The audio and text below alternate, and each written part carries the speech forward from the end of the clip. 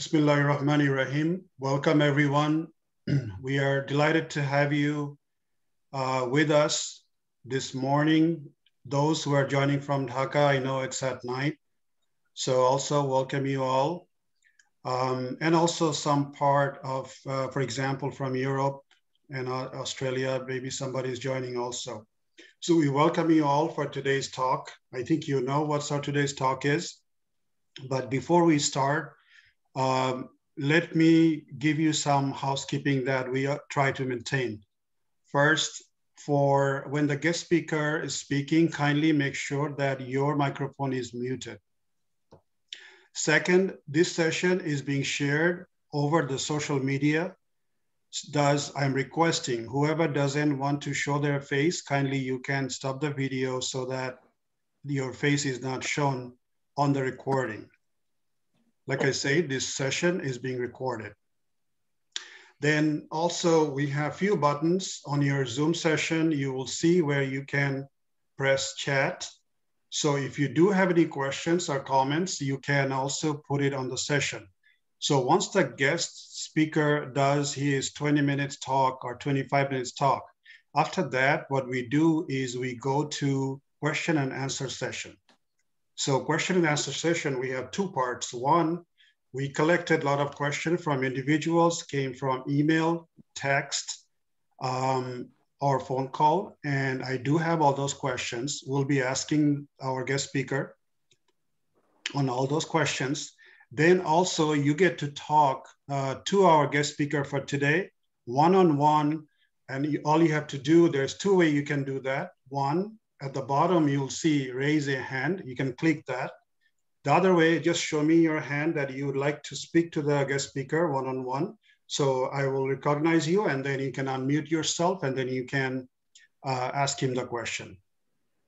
Now we want to remind everyone, I know this is about heart cardiovascular issues that we are going to speak about, but however, this is for information purpose only.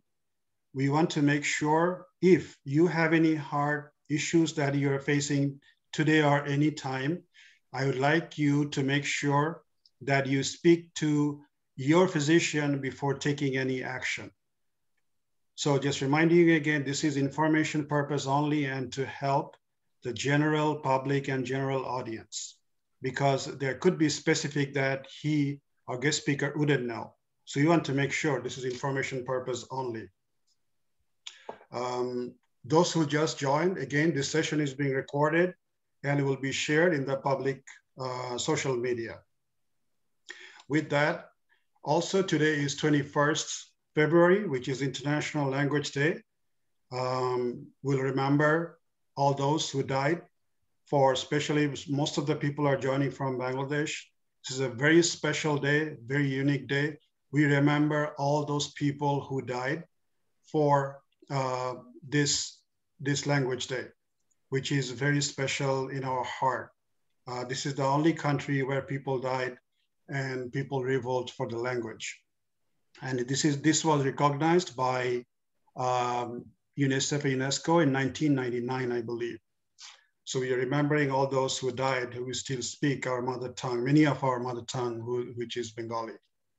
With that, let me give you brief introduction to our guest speaker for today, Dr. Rezaul Islam. He has specialty and board certification in cardiology. He's an ex-cadet of JCC, graduated from Dhaka Medical College, and went to UK from 1989 to mid-1992, where he was a registrar in UK. He did his residency in medicine at Western Pennsylvania Hospital in USA, and completed his residency in internal medicine in 1995. He also did his fellowship in cardiology at Western Pennsylvania Hospital from 1995 to 1998. He currently have his own business with one partner, have an office which covers angiogram, echo lab, nuclear cardiology lab. His skills include cardiovascular care, coronary angiogram, coronary stent, peripheral angiogram, stents, pacemaker, interpretation, peripheral and carotid ultrasound, nuclear stress tests, and Holter monitoring. He is currently living in Monroe, Louisiana. That's a brief introduction. He is a very kind person. We are delighted to have him among us today. He'll be talking about cardiac, heart attack, cardiac issues and other for prevention, for surgery, the things like that, after and before. We'll have some quiz for you today also, which will be very interactive. So kindly take your time and make sure that you answer the question so that we know where our audience starts on these topics. And it's just a fun question, but with that, we get to know a little more about heart attack and cardiovascular issues. We are delighted to have Dr. Rezaul Islam among us today. Our request, and it's our, we are very humbled by your presence. You can go ahead and start your session now. Thank you, please. Okay, thank Dr. you. Rezaul Islam. Thank you very much, Sohail, for doing this. And my goal today, can you hear me well, Sohail? Yes, we can hear you. Please go ahead. So my goal today is to educate, not doctors, just people about heart disease and how to detect the event of a heart attack and what to do to prevent a heart attack, and what do you do when you suspect that somebody is having a heart attack, so you can save lives. I hope you learn something more than you already know, and I'm going to clear some clouds about heart attacks and the process of heart attack. Can you show me the first slide, please?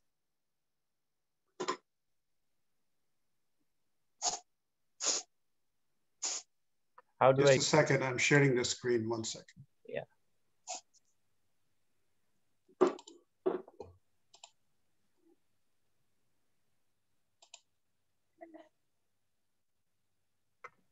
Okay, how do I minimize this? Okay. Please let me know when you're ready for the next. All right, now I can see, how do I get rid of, okay. All right, so next slide, please.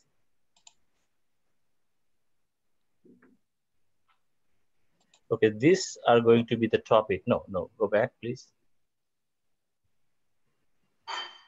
Go back to the first one before that.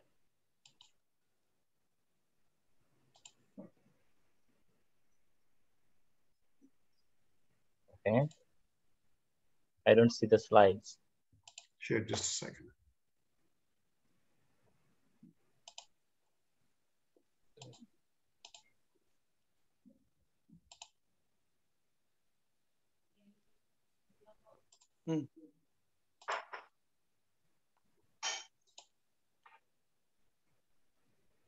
Okay, that's good. So how do I bring the full screen? Can you make it full screen? All right, good. So these are the topics that I'm going to cover today. I'll talk about the heart attack in general, giving an idea what heart attack is in a not medical term, but in a layman's term. Next, I will discuss the process of heart attack. That's a lot of medical information, but I'm going to make it very plain and simple for common people to understand what happens when somebody is having a heart attack. And then I'm going to talk about symptoms of heart attack, like what are the what do the patient feel when they're having a heart attack? How do you recognize if somebody is having a heart attack? Next, I'll be talking about treatment of heart attack, and I'm not going to go in very detail about that because that's all medical, and common people do not really need to know everything about it. But I'm going to divide that into like how the common people can initiate the treatment of heart attack. I'm going to address that. And then prevention of heart attack. And finally, I'll talk about some traditional thinking versus science and evidence-based treatment or approach to heart attack. Next slide, please.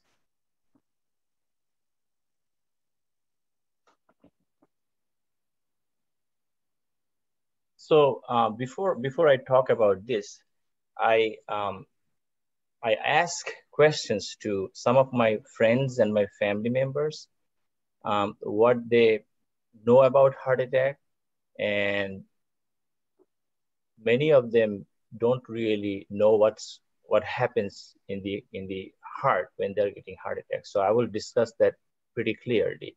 So this is a slide. This slide is from 2015, and this is a statistics showing the leading causes of death worldwide. Now, if you look at the yellow circle, that's the top one, heart and circulatory disorder. So what does it mean, heart and circulatory disorder? It involves a lot of disease of the heart. Number one is heart attack. Number two is congestive heart failure. And then there are other issues like valvular heart disease, then stroke, and rhythm problem. That all heart and circulatory disorder. Next common cause of death is cancer, the orange circle. And the rest, as you can see, they're getting smaller and smaller and smaller. The reason I wanted to show you this slide is to emphasize that how important heart disease is as a matter of prevention of death, or there's a lot of room to improve on that area to prevent death. We want that circle to get smaller and smaller, so as cancer. So in our lifetime, all the participants that we are here listening to this talk, majority of us probably will die from cardiovascular issues and cancer. So I want you to take this very seriously so you know what you may die from and how you can prevent it, how we can live longer preventing it. Next slide, please.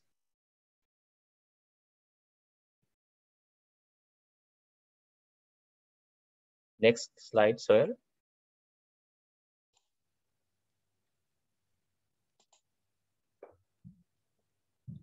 Sorry, there is a lag, so it takes a few seconds. Okay. So this slide, talks about the same issue, the death, and this is the data from 2020. I presented to you this data to show the effect of COVID.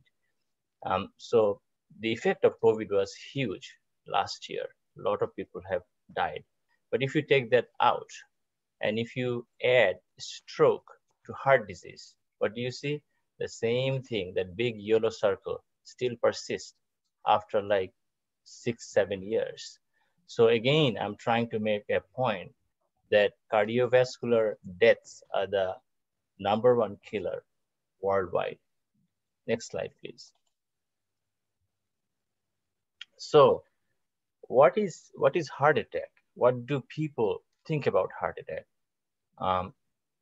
Shafiq bhai, can you unmute yourself?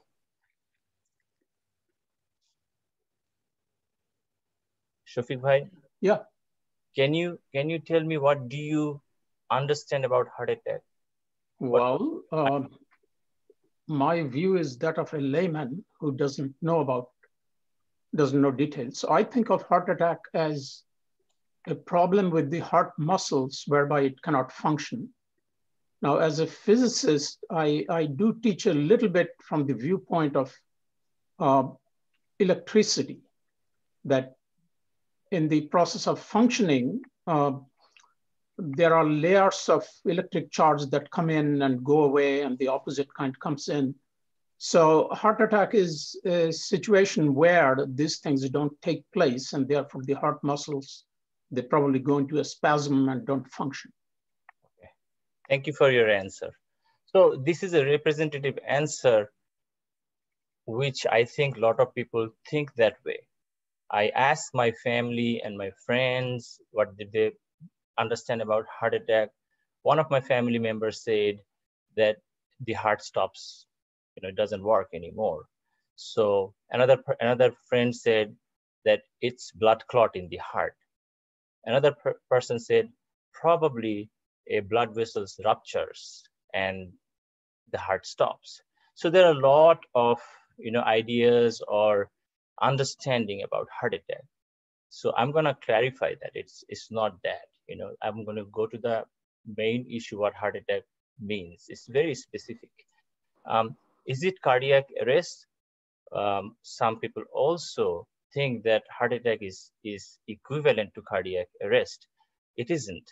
Heart attack can lead to cardiac arrest, but cardiac arrest is not synonymous, or heart attack is not synonymous with cardiac arrest.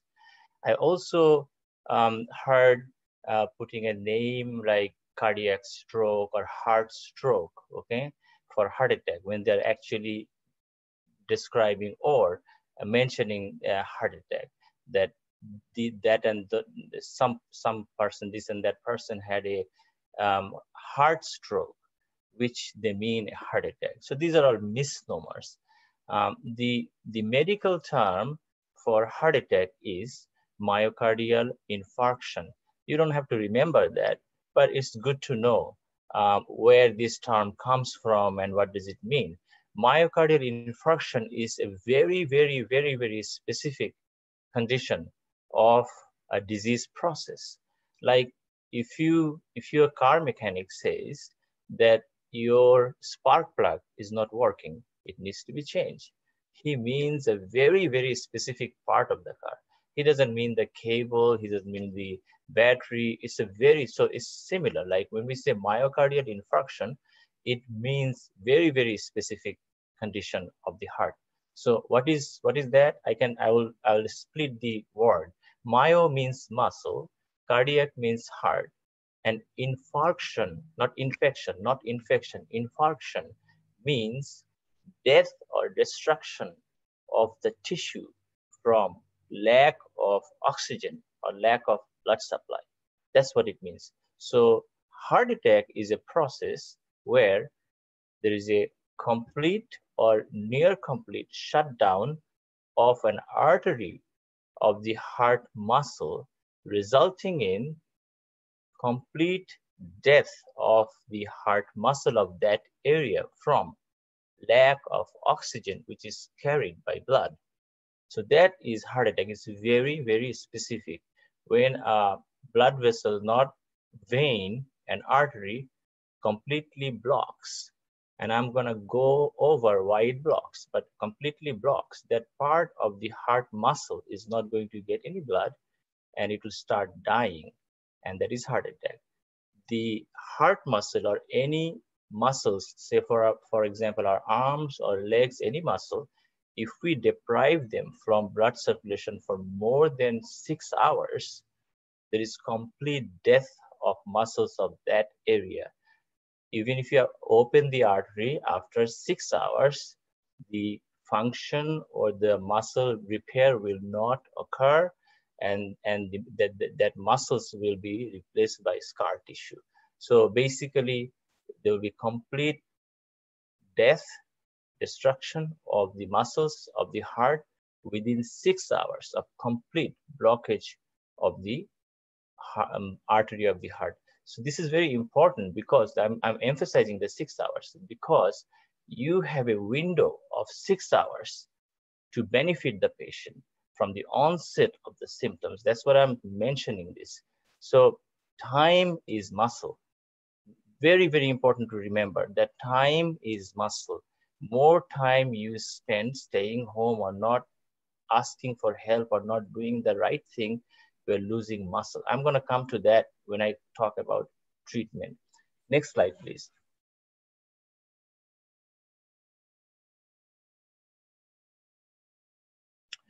Okay, so this is a slide. I'm going to kind of discuss the circulatory system briefly. I personally feel like all human beings should know the function, not in detail, but like vaguely or like basic function of each organ of our body. It really helps the person to understand their disease, and it also helps the physicians tremendously to treat the patient. So I want you to pay attention to the cardiac. I'm going to make it very, very simple. So the first picture you see on the left top is the picture of the heart. Okay. Now, this is, of course, a diagram. Our artist drew it. You see that there are lines like tiny tubes on the muscles, red tubes, looks like rivers and canals, right? So the red tubes are the arteries of the heart muscle, okay? And then this big, huge tube on the top, yeah, go right there. So that is called aorta, and that tube carries blood out of the heart and to supply all organs of our body. And this is oxygenated blood. That's why it's colored red. So heart will pump blood out, and this tube will distribute it through branches to, say, from the skin to the internal organ, all organs. Our body, but not a single cell in our body can survive without oxygen. You must remember that. And oxygen is carried in the red blood cells, and that is delivered through the red blood cells through these arteries. Now, if you look at the blue tube on the same picture on the very left side, that's up top. Go, take your cursor now on the left. I'm still on the same picture. I'm right. And blue, that see the blue tube to the left, no, right there. Okay. So that blue tube is the main veins. Okay. So vein will return blood to the heart. Okay. Artery originates from the heart, carries blood out of the heart, and the veins, they return blood to the heart. So they have different function. This is like two routes of a highway, right? One's going south, one's going north. So the veins are returning blood to the heart, and arteries are ejecting the blood to circulate in the whole body. Now, Sohail, if you can move your cursor to the right there, to the left, same picture, right there. Okay, right there. Good. Stay there. So that is also a vein that is called pulmonary vein. You don't have to remember the name. It is coming from the lungs. Okay. So this vein, this is a big vein. So it carries blood from the lung to the heart. So that's why it is vein. But this vein has oxygenated blood. We breathe air, and as you know, air has 21% of oxygen, depending on which level you are at sea level. There are 21% of oxygen in the air. So our lung can absorb oxygen from the air, and then it mixes with the red blood cells, and the red blood cells then carries it, and it returns to the heart. Now in the heart, we have 4 rooms. We call them chambers. So we can divide them into different ways for the practical purposes or functionality. We'll divide it as 2 chambers on the top and 2 chambers in the bottom. And the 2 chambers on the top receives blood, okay? And the 2 chambers of the bottom ejects blood out of the heart, okay? The 2 chambers on the top are called atrium, and the 2 chambers on the bottom are called ventricles. From the circulation, when the blood returns, it returns to the right upper chamber, right atrium. From the lungs, the oxygenated blood returns to the left upper chamber called left atrium. Once they return to this atrium or the upper chambers, there are gates in between the top and bottom chambers. The heart, the top part of the heart will squeeze blood to the bottom chambers, and the blood will go to the bottom chambers through these gates. Okay, once the heart, the bottom part of the heart, ventricles are filled with blood, it will pump blood and it will circulate blood to the whole body, and it will again return to the upper part of the heart. So this is the circulation. Okay. Now, heart attack is caused by complete or near complete blockage of one of the arteries of the heart. Like the first, when I was describing the picture of the heart, those red tubes are the artery. No, go up, right? So that is a section of an artery. Let's say that this is an artery of the heart. It's called coronary artery. Coronary is heart. So this is a normal coronary artery of the heart. What we have done here, we have done a longitudinal slice, okay, along the length of the artery. And here you can see layers. The white layer, let's say that's the internal layer, innermost layer. It's called endothelium, and the red layer is the muscle. So this is a normal artery. If you come to the right there, stay there, Sohail. Now, if you look at that, so what happens is, because of risk factors and aging, it's also an aging process, cholesterol build up underneath the inner layer of the artery. Again, the inner layer is called endothelium. Endo means inside, thelium means lining. Okay, like endoscopy, what does it mean? Endoscopy means that we are going to look inside, and scope means looking. So endothelium means the inner lining. So under the inner lining, cholesterol will deposit, okay, over time. And I'm going to discuss that why cholesterol deposit, okay? So cholesterol will deposit.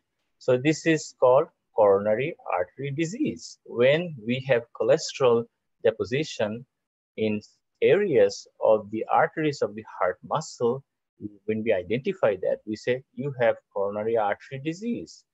Okay, so the third one, if you go there, yeah, right there, what happens is, and this is the process of heart attack I'm talking about, okay? So one fine morning or one day, for whatever reason, which is a complex reason, the lining, the endothelium that is encapsulating this cholesterol ruptures. It bursts, okay? It just pops. When it pops, when it ruptures, there are a lot of chemicals released from the endothelium, okay?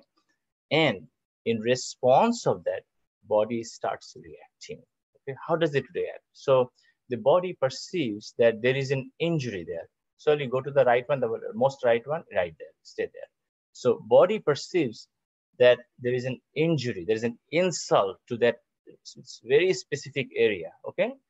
So when that happens, the body reacts, it goes to a repair mode. So it wants to patch it up, right? There is a disruption of the endothelium. We need to patch it up. So the process starts by platelet aggregation, okay? Now, let me tell you something that quickly. Our blood is liquid, right? But it has two components in it. There is a solid component and a liquid component. If we centrifuge blood, we can separate the solid from the liquid. The solid components have three different kinds of cells. One is the red blood cells, which is the most abundant. The maximum amount of cell is red blood cells. And next is white blood cells. And then next is platelets. So these are three cellular components of blood. And the liquid component are called plasma. We have heard about plasma. So plasma is the liquid component. Now the reason I'm saying is because I want to talk about platelets, okay? We've talked about red blood cells briefly because it carries oxygen. That's the only thing it does is carries oxygen. Now the platelets causes, the first response is the platelet to aggregate and tries to repair. You know, platelets acts as a repairing force in this situation. So what they do is they get activated. Normally, when the blood is flowing and nothing is happening internally or externally, everything is quiet, like the platelets are quiet and they're there. Once there is a disruption of this endothelium and hormones or chemicals are released from that side, the platelets gets activated. So the function of the platelet is to aggregate. You know, they come on top of each other and they seal that little disruption. Okay, so that is the initiation of clotting process. Now imagine this. If you had this blockage, it's already kind of narrow, right? And now the platelets are coming one on top of each other, okay? And the lumen, the hole is now gonna get smaller. At the same time, when the platelets are being excited and activated, and they're aggregating on top of each other, the blood clotting mechanism, which is within the plasma, it is not a cellular mechanism, it is in the plasma, it's also getting activated. They are also getting ready, okay? Now the blood starts clotting. So you see that red thing, this is a blood clot. What happens then? There was a lumen which was narrow, which was open. Now this blood clot has shut it down, okay? Next slide, please. So once the blood clot is there and it shuts down, what happens? There is no blood flow beyond that area. Other part of the heart is getting blood, but right at that area, there is no blood flow. So this is a same picture of the same process that I was explaining. This is just a cross section. The other one was a longitudinal section. This one is cross section. So the top one, very top one, is a picture of a normal artery. And the very inner black line, is the endothelium, okay? So what happens, the next step is deposition of cholesterol. Now, funny is that the cholesterol does not deposit in a very regular fashion. It doesn't deposit all around the inside of the lumen in a very regular fashion. It deposits in a very irregular fashion. So that's why you see the cholesterol is on one side and it's squeezing the lumen, the whole of the artery. Now, to the left, come down right there. So see, there is a disruption of that black lining, which is the endothelium. Now you see the platelet is aggregating, okay? Come down, now down, right there. So now the clot is forming, the red blood clot, red blood cells and all that is coagulating from the plasma's activity. And to the right, it's completely shut down. Next one, right there, it's completely shut down. So there is no blood flow to that area.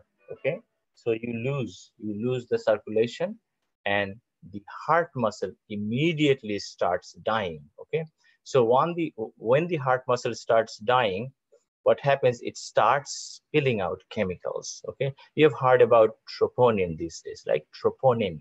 Troponin is a chemical that can be detected in blood, and this is quite specific for heart muscle. Troponins are present in our muscles of the arms and legs and whatnot, but troponin is abandoned in the heart muscle. So when the blood vessel occludes completely and the heart muscle starts dying, it spills out troponin in the blood. So we can do blood tests and start detecting this chemical. Okay, that's one of the way of detection of a heart attack. And I'm not going to go in detail with that because that's not really important or helpful to general public. Next slide, please. So now here we go. I think we have a few polling questions, and I will hand it over to Sohail. Thank you, Rezaul bhai. We have, dear audience, welcome again, those who join later. This session is being recorded and will be shared in the social media for other people and for other general public. So just to, I would want you to know that. In case you don't want your video to show up, you can stop the video. Rezaul bhai, he already gave us the polling question. It came from him. So I will launch the first one. I'm requesting the audience to make one choice The first question, I'll read it to you, which says, approximately what percentage of patients die at home from heart attack? Please choose one below. Is it 15%, 25%, or 50%? You can click on one of your choices and we'll share the results in the fragments. It's in the wreckage that New Promise may get out. Please keep your microphone off. We can hear you. Of course, I speak now as someone who has been in remission mostly for a number of years, so it might be too easy for me to say that. But I think that one of the ground swells, the sources... Can you put yourself on mute, please? Thank you. Sohail, is the question referring to people in the US or all over the world? Thank you very much. Sorry for I think there are some noises around. Kindly audience, please make your choices and we'll share the results with you. Do not hesitate, right or wrong. This is all for all of us to learn and understand. So the question again is approximately what percentage of patients die at home from heart attack? This is 15%, 25%, 50%. This is just for fun, okay? Just make a guess. This is in USA. Just make a guess, just for fun. So,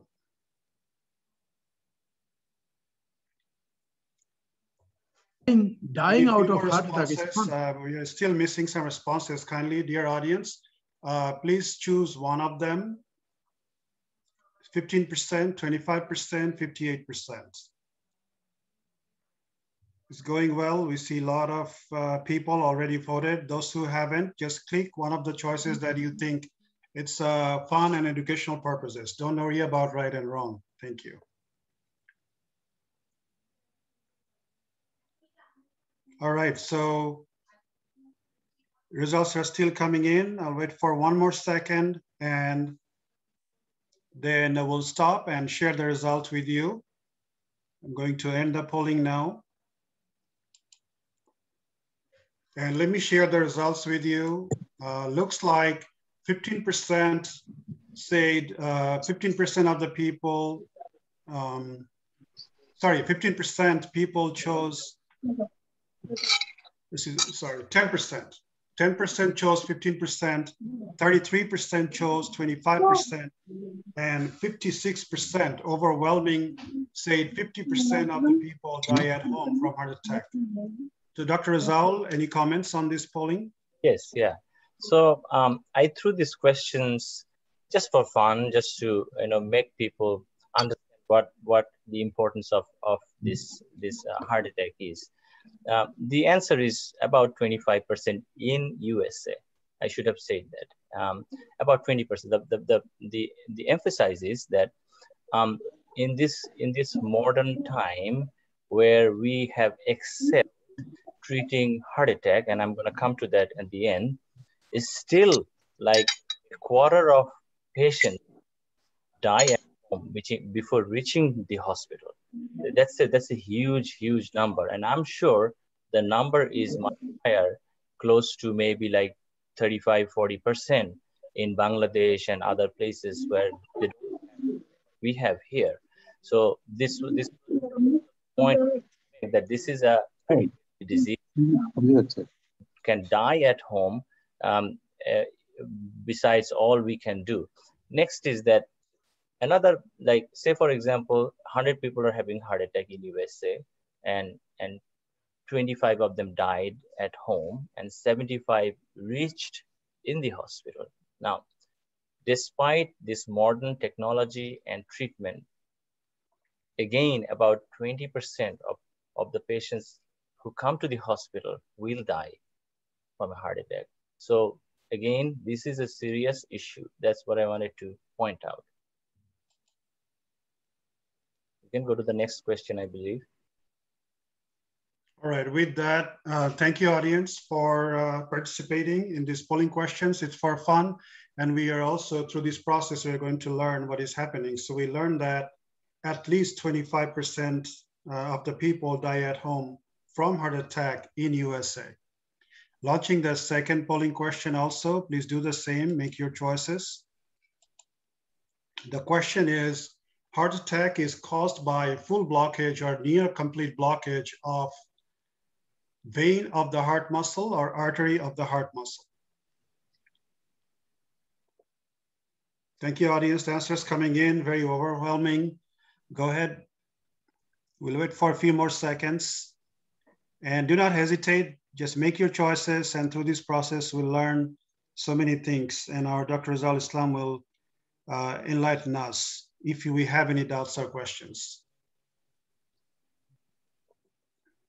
We'll wait for a few more seconds. Looks like a lot of people already answered, so I will stop the polling now and share the results with you. So on this poll, looks like overwhelming 90% of the people say it comes from artery of the heart muscle. Dr. Rezaul, any comments? Well, only comment is the people who did not answer it correctly probably joined later or wasn't paying attention. Of course, it's the artery, not the vein. Or they are from Khyber House. Oh, I'm not sure about that. No, let's not put them down. So the point I was trying to make is, remember the artery I said, the arteries will carry blood out of the heart, okay? So it's supplying the heart muscle or the organ, and the veins are returning blood from the other area to the heart. So if it occludes, closes, nothing really happens to that part of the body. It reroutes itself and the blood can be drained back to the heart. So it's always the artery is the culprit. Good answer. Thank you, audience, for participating.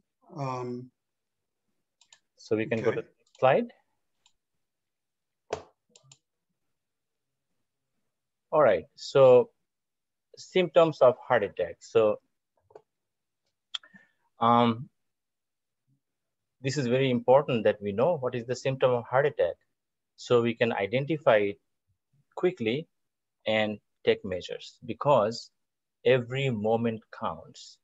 More you wait, more you hesitate, more you take time, the heart muscle is dying beyond repair.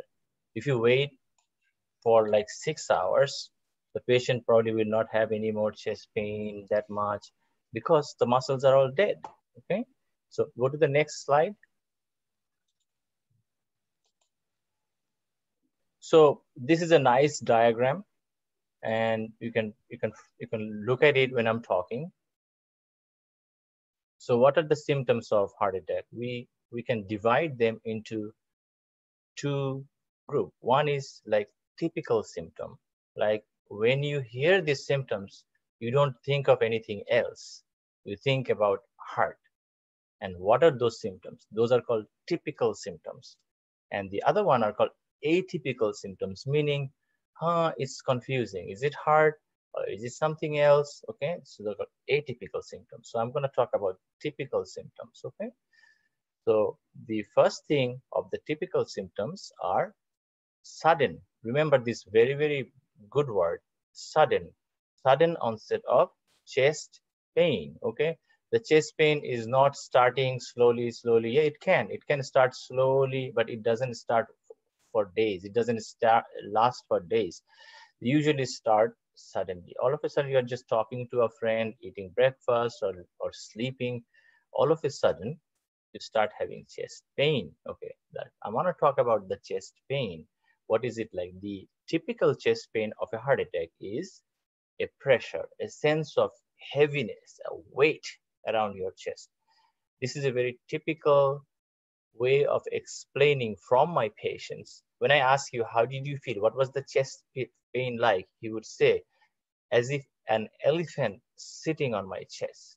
So that's a heavy, heavy weight that he couldn't breathe. There's a weight in the center of his chest, usually center, okay? Although the heart is on the left side, but the typical chest pain or discomfort from the heart attack shows in the center of your chest, maybe slightly to the left, okay? So heaviness, weight, pressure, or like a band around the chest. Okay, that's typical chest pain. Okay, next is, among the typical, is radiating pain. Okay, what is the radiating pain?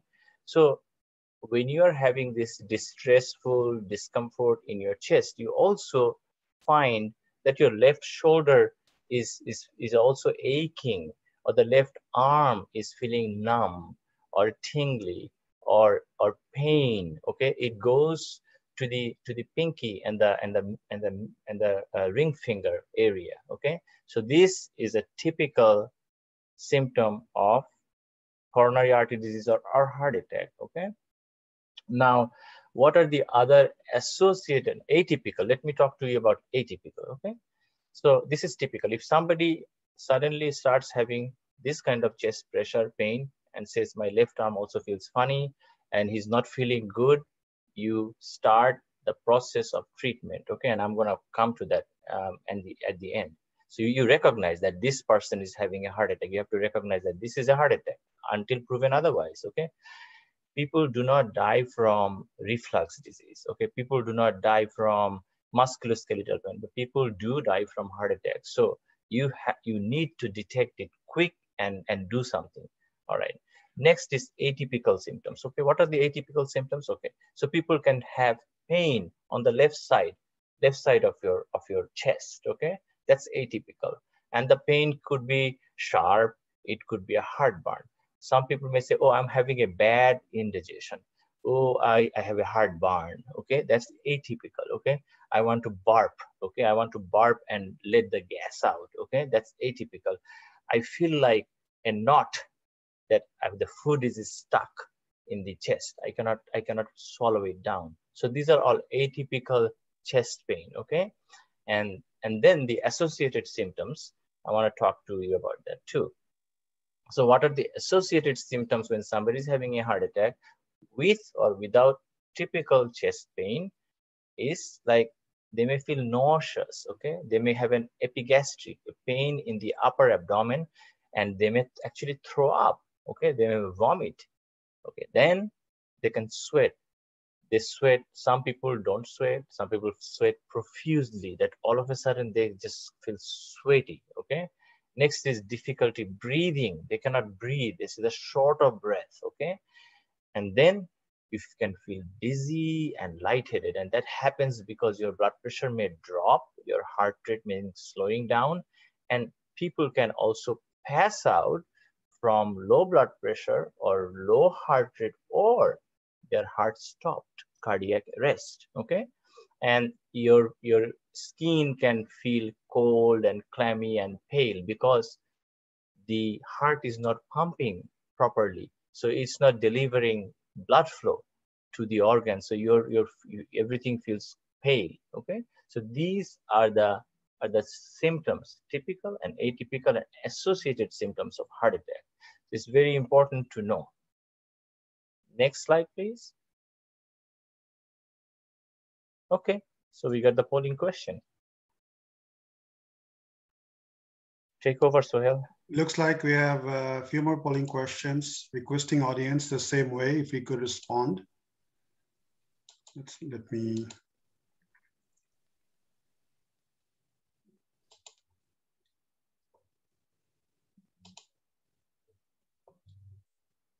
So this is a true-false question, and requesting audience to make a choice. Heart attack symptoms are often confused with indigestion.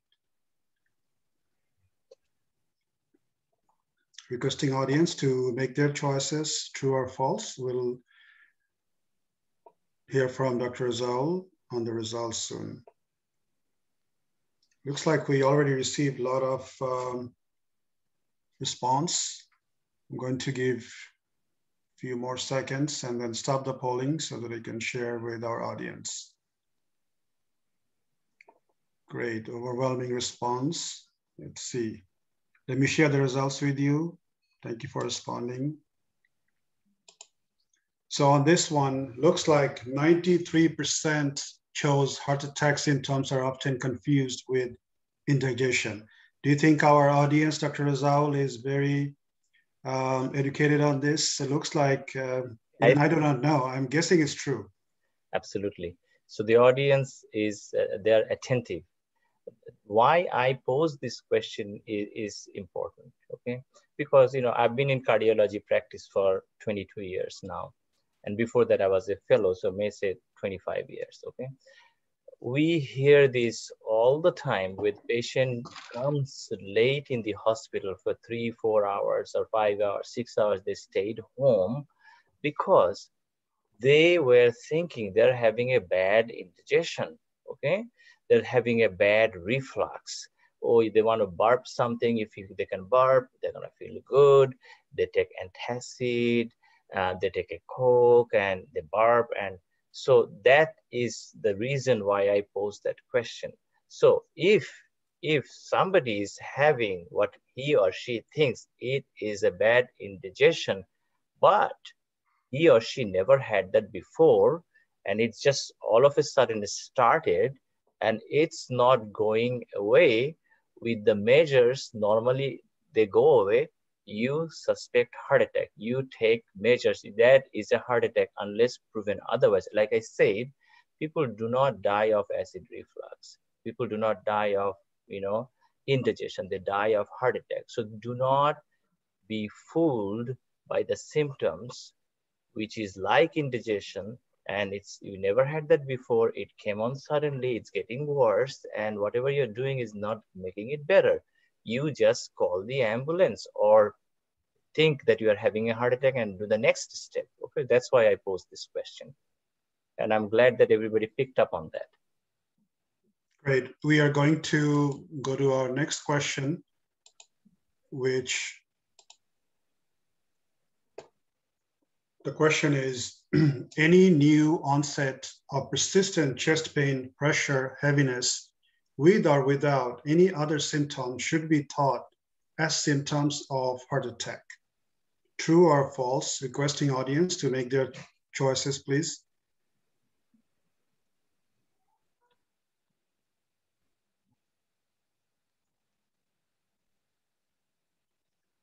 So while the polling is going on, Dr. Rezaul, looks like chest pain, pressure, heaviness, most of the people will say, I am having a symptom.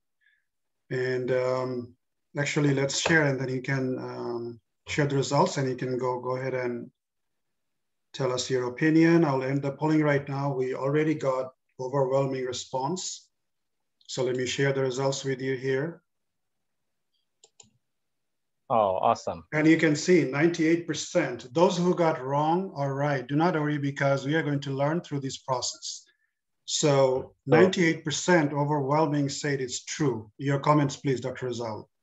So the 2%, I'm guessing like maybe 1% out of everybody disagreed with that statement.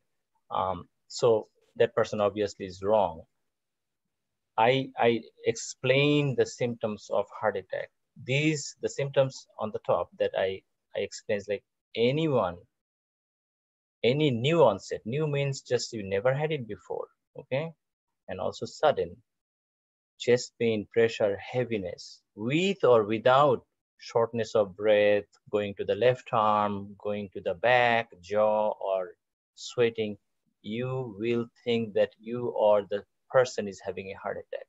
So this is what one of the typical presentation of heart attack. So you should not be fooled, or there should not be any mistake on that one. Thank you. With that, let's see, I believe we have one more question. I will launch this one. It says, all heart attack symptoms consist of left arm pain or discomfort or numbness or tingling. Requesting audience to make your choices on this one. True or false? The audience are very active. I see the results coming in very quickly. Thank you so much. Go ahead, please make your choices, and we'll have a quick comment from Dr. Rezaul. And this looks like a very split. So based on that. Those who are answering, please read the question again. All is important. All heart attacks, not heart attacks, all heart attacks. Right, we will hear from in a few more seconds. Looks like Yeah, we already got the response. I'll end the polling right now. And let me share the results with you. Very interesting. So this is close. I mean, not too close, but at least closer to the other ones that we saw. So this one, 35% says true and 65% said false. Now, left arm pain, we all heard that when your left arm pain, sharp pain and discomfort, it's one of the signs. Your comments, please, Dr. Rezaul. Yes, of course, it's one of the signs, but not all heart attack will give you that symptom. I clarified that in the description of the symptoms as typical and atypical. Typically, if you have a typical symptom, that will give you a left arm pain or numbness. Okay, that is a typical presentation. So that means there are atypical presentation where you do not get the left arm pain, left arm tingling, left shoulder discomfort. Not only that, there is a good percentage of patients have what we call a silent heart attack. You've heard about it, I think, that silent heart attack. What is silent heart attack? They don't get any of these symptoms, okay? They miss it. One day they may be having some stomach problem, like, nausea, vomiting, and, throwing up out of the blue, and they're having a heart attack. Those are very atypical, and they may be actually having a heart attack. So we call them silent heart attack. Silent heart attack occurs more in diabetic population, women, and like people with multiple other problems. So not all heart attack will give you left arm pain. So do not wait for the left arm pain. Please don't wait for the left arm tingling and pain. If you have the chest pain or the other associated symptoms, you should consider you are having a heart attack. Do not delay the process of treatment because it's very, very important. Every moment counts. Thank you. So with that, we are going to the next polling question, which is requesting audience to make your choices, which is nausea, vomiting, shortness of breath, jaw pain, arm, shoulder pain can be associated with symptoms of heart attack. So this one, overwhelming response on one of them, I'll share with you in few seconds. Audience, please go ahead and make your choices now. We are getting a lot of responses. Let's see. Wow. This is amazing. Looks like so far, whatever you're saying or you said, they know, and they also got clarification from you. And most of the people chose just one answer.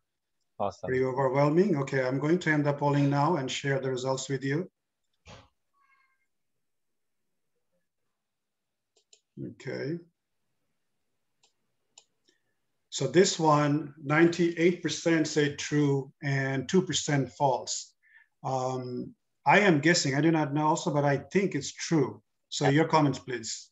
Absolutely true. The reason I say this, that can be, not necessarily. So the point is that if somebody is having these symptoms, okay, they should think that they are having a heart attack. They should not disregard that. They may not have serious typical chest pain, but they're having nausea, they're vomiting, they have all of a sudden shortness of breath, and they can feel the pain in the jaw, left side, right side, or both sides. It's just toothache. That's also an indication that they're having a heart attack. So this is the answer. I'm very pleased with the answer. That means we are very delighted to see this overwhelming correct response. One question here quickly, because we don't want to miss that. Jaw pain might be also connected to tooth pain. So how do we distinguish in between? Again, sudden onset, always sudden onset. Okay, you never had this problem and suddenly you are having a jaw pain along with some chest discomfort. Okay, it will not be just jaw pain. Okay, it doesn't happen that way. Jaw pain is a radiating pain. Remember I said about radiating pain, chest pain, and then it radiates to other areas of our body, upper body. So jaw pain is one of the radiating pain. So it itself will not show. It comes with your chest pain or shortness of breath or nausea, vomiting, and jaw pain, okay? Thank you very much. With that, we conclude the polling question on this one. Dr. Rezaul, I'd like to remind you that you have also many more slides. So okay, if you could consider time also. Sure. You want me to go to the next, yes, next slide? Let's do that, yeah. Okay.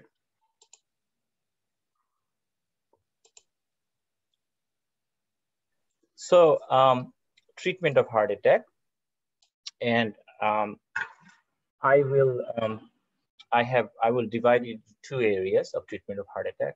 One for the patient or the family or the attendant of the patient.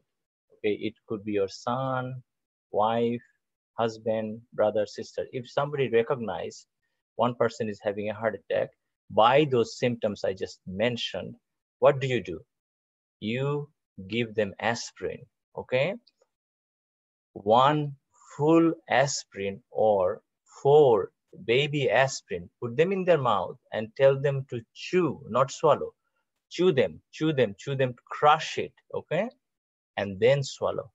Why do you want them to crush it and swallow? Because our mouth, our oral cavity, can absorb medications, food, and whatnot, okay? So the absorption, we want the absorption of aspirin very, very fast as we can. If you swallow the pill, the whole pill goes in the stomach, then it dissolves, and then it gets absorbed. But if you crush it, it is broken into very, very tiny pieces. So what happens, the surface area of that drug is now like 1 million times more than what it was as a pill form. So it will start absorbing very fast, quickly through the oral mucosa, oral lining, and it will go to the blood. What does it do? So aspirin is a medication that will cause the platelet not to aggregate, okay? It will make the platelet, if you will think about numb, deactivate the platelet, okay? So platelet, remember the platelet got activated by the rupture of the cholesterol plaque, and it was just aggregating on that place. So when you give aspirin, the platelet loses the function of aggregation. So that can initiate the process of breaking down the clot, okay? Because we want to, now we know the process of heart attack, that it is a clot inside the artery of the heart muscle. We want to dissolve that clot. We want to remove that clot. We want to restore blood flow. So you give them aspirin, okay? Next thing, what you do as a person attending the person with heart attack, you call ambulance, call emergency service, okay? Because you cannot treat this patient at home any more than you've already done, okay? So you call the emergency room, okay? Now, when the emergency people are called, ambulance is called, what do they do? In this country, I'm gonna tell you what they do. So they go there, they recognize what's happening, and they immediately give them an aspirin if it was not given, okay? If it was not given by the patient, so the family, they carry aspirin, they give aspirin to this patient, okay? Then they, right at there, as they're trying to move the patient out of the room into the ambulance, they are doing an ECG. We call them EKG in USA, but they do an ECG. ECG is an electrical, it's a tracing of electrical activity of the heart, okay? It's nothing beyond that. It is just tracing the electrical activity of the heart, and we can diagnose different condition of the heart by doing an ECG. ECG does not tell us anything about the heart health, like is the heart enlarged or huge or weak or strong. It doesn't tell us about that, but it can give us clue that the patient is having a heart attack by looking at certain thing in the ECG. So they do the ECG, the ambulance crew, and then they transmit this EKG or ECG to the nearest hospital emergency room doctor. Okay, there is an emergency room doctor, so they transmit it to that doctor. The doctor looks at it and hears about the patient that he's coming, and then the doctor activates the process of treatment of heart attack. He gets ready with that, okay? So how do doctors, we, respond to a heart attack? I'm gonna tell you what we do in the USA since I am practicing here for the last 20 years. This is what we do. And I'm gonna show you an angiogram of one of my patients that I took care of few years back, and it will be very interesting and educational. I'm sure you'll learn a lot from that, and you'll know what we do.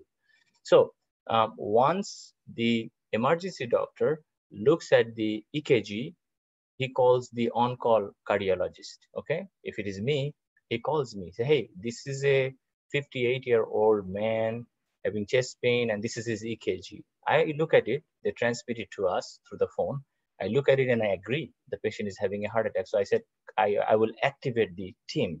So we have a team consisting of a couple of nurses and a couple of technicians, and I will be the team leader. So they activate the team. So we all come from home. It could be at the middle of the night, day, and whatever. We all come and gather in the hospital. Meanwhile, the ambulance is bringing the patient to the hospital. As soon as the patient comes, the emergency room, by the way, in the ambulance establishes a intravenous line, okay, for giving drugs. So they do it en route. So as soon as the patient arrives, blood is taken for sample for testing, and another EKG is done. Well, we are coming to the hospital, and then they give a blood thinner called heparin. Okay, heparin is a blood thinner, and it does not dissolve the clot. Okay, but it prevents further clotting of the heart. Now, if this patient was taken to a facility where they did not have a angiograph suite, heart cath suite, what will they do? How will they treat this patient? The treatment would be different. If they're pretty far away from a hospital where you have the facility of intervening with a stent, then they will give a very, very, very, very strong blood thinner. We call it thrombolytic. Thrombo means clot, lytic means lysis or dissolve, okay? So there are like thrombolytics. They will give it in the vein of the patient, and hopefully that will circulate into the artery, culprit artery, and it will dissolve the clot and open the artery, okay? Most of the time, it is able to do that, but again, in significant portion of our patients, it doesn't work. It doesn't open the artery completely or partially. So they end up having heart attack. So anyway, if they are in an outskirt hospital where they don't have an angiogram lab, they give the thrombolytic and they transfer the patient to us, to a center where this is available. So anyway, when the patient arrives, we take the patient from the emergency room without any waste of time to the angiographic suite, heart cath lab. There, these personnel that are helping me, each and everybody know what to do, their role. I don't have to tell anything. It's automatic. It's like an autopilot thing. Bam, bam, bam, bam, it's done. So the patient is put on the table, ready. I come, I talk to the patient as I'm doing things. I introduce myself as, hey, you are having a heart attack. We're going to help you. Heart attack is caused by complete blockages in one of the arteries of your heart. I'm going to find it and open it up, and you will be fine. Just relax. So we give the medications, and then we do a heart cath. And heart cath is a procedure where we pass a tube from the arm or from the leg to the heart and inject dye, run the camera, and find where the blockage is. Okay, and then we unblock it. We have like tools to unblock it.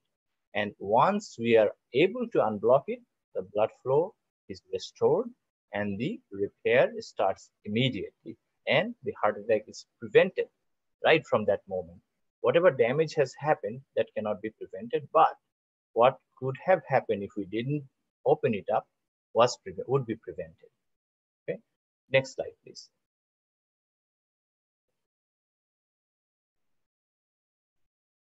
Okay. 3 polling questions. Looks like we have 2 polling questions on this, okay, and I'm going to launch them.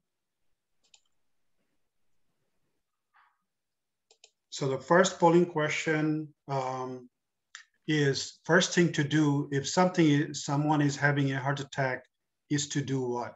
Call 911 or ambulance, give antacid or heartburn medicine, give aspirin. Requesting audience to make your choices.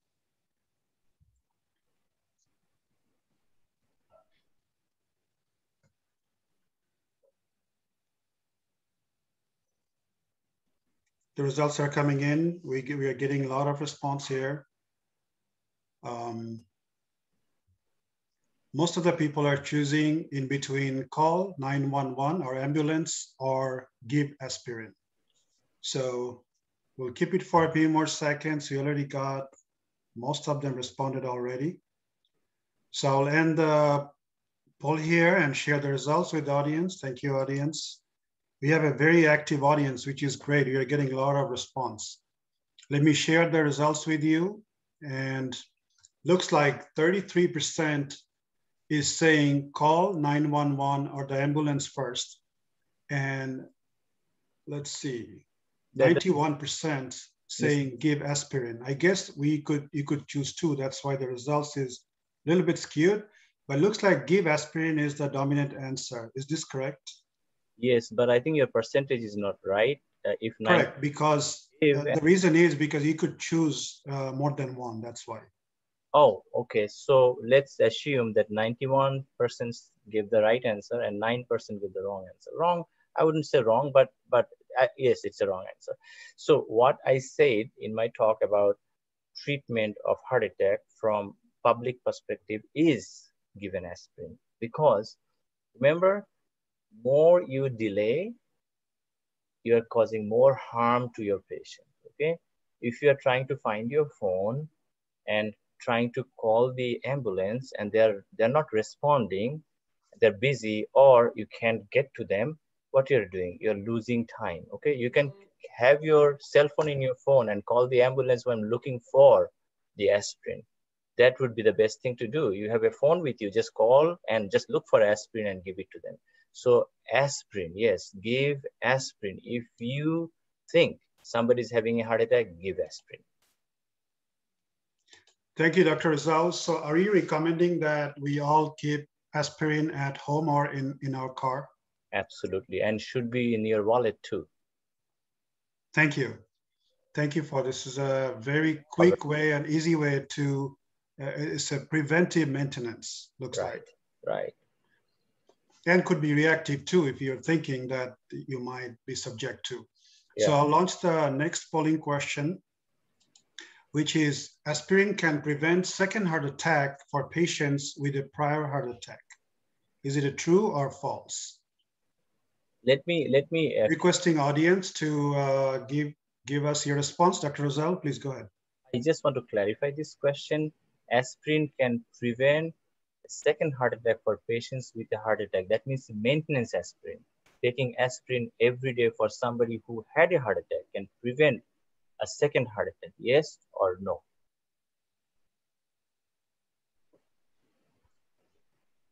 Good, we'll wait for a few more seconds.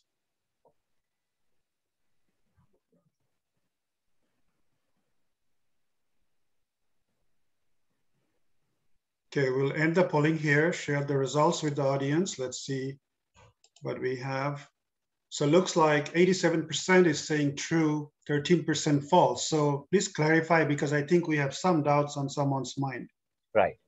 So aspirin is an active treatment. I just mentioned that active treatment. When you're having a heart attack, you give aspirin. But aspirin also is a preventive treatment. And aspirin prevents heart attack in all patients and every patient, okay? But we have some risk of aspirin. That's why we do not recommend aspirin for everybody, okay? But we do recommend aspirin for people who had heart attack or who have coronary artery disease, as evidenced by having a stent in the past without a heart attack, or had an open heart surgery without a heart attack, or had an angiogram which shows that he has plaque buildup in the heart muscles, or somebody who has high risk factors of a heart attack, such as anybody who had an event like cardiovascular event before, stroke, heart attack, open heart surgery, bypass, as I said, and somebody like a diabetic, hypertensive, high cholesterol, still smoking. So aspirin is recommended for them to prevent a heart attack in the future. So they should take an aspirin every day. Thank you, Dr. Rezaul. Our next polling question, I'll launch it right now. Very easy question, requesting audience response. A person with no previous heart attack can take aspirin. So is it true or false? It's a very easy question. I think we already learned that it's good to keep aspirin not only at your home or in your car, but also in your wallet. That's the first time I heard that people keep aspirin in their wallet. So that's my recommendation. Yes, thank you very much. So we already got the results. Let's see, let me share with you. With the audience, looks like 93% say it is true and 7% say it false. Dr. Rezaul, please. Well, can is the main point, is can take aspirin, okay? So like I just told you, if you had a heart attack or a stent or had open heart surgery or have multiple risk factors, you should take aspirin. If you don't have any risk factor, you never had a heart attack or never had any stroke or open heart surgery or stent, the benefit of aspirin is not really greater than the risk of aspirin. So for example, a 40-year-old lady who is in good health, doesn't have high blood pressure, diabetes, high cholesterol, doesn't smoke, doesn't have any family history of heart attack or open heart surgery or stroke, she doesn't need to take aspirin, okay? Because the benefit will the risk will outweigh the benefit, meaning that she may end up having bleeding complication more from aspirin than possible prevention of heart attack, because her chance of heart attack is really, really low. So that's a little tricky. Thank you, Dr. Rezaul. That was we have 3 questions. You can move on. Should I go to the next slide? Let's move on to the next slide. So I'll move on with my talk. Okay, so I just wanted to show you what I did with this patient, just for fun. Okay, so this is a real patient, one of my real patients. So, yeah, right there, stay there. That where the blockage is. Remember, right there. Okay. So this is a real patient. This was a 45-year-old man. He was sleeping and he woke up with this severe chest pain and he couldn't breathe. He was profusely sweating, not feeling good. So he called 911 ambulance service. Okay, so they brought him to the hospital. I was on call. So I was called, activated the team and took him to the hospital. I'm sorry, cardiac cath lab. So I did a heart cath and this is what I see. So let me explain this picture to you. It's important to know. So all these black tubes that you see are the artery of the heart muscle, okay? The left ventricle. This artery, the one where Sohail is pointing, is the artery of the front of the heart. It is called LAD. So can you point it with the 100% right there? Okay. Remember those 2 little branches that come out? I want you to make a mental note about those two. No, not that one, the right there. 2 branches. I want you to take the mental note, okay? So the blockage is right after that branch, okay? Now, what we do here, we find the blockage first, like taking pictures. Next, we pass a wire to the blockage. Can you show the, no, not that one, not that one. Go to the 100% occlusion, 100% area right there and come down to that fine, right there. See that fine line? That's the wire, fine line, dotted line. So that's the wire I passed through the blockage, okay? To guide me to balloon it and stent it, okay? Without that, I won't be able to get there, okay? Next slide, please. This is happening within like, literally within minutes, okay? So here you see, I have inflated my balloon between these two dark dots is my balloon. Can you see that? It's like a little long, elongated balloon. So I stretch the blockage open by opening the balloon. Okay. Then I take my balloon down and take it out, leaving the wire in. Okay, because the wire is guiding my balloon. There is a hole in the tip of the catheter of the balloon where I can put the wire and I can rail it through the wire and bring it to the location and stretch it open. Okay. Next slide, please. So here, see, next slide. Remember the two small branches? Remember right there. So the blockage was right below that, right? See? No, not there. Yeah, right there. So I opened it up with a balloon. So what do you see? The flow is restored, right?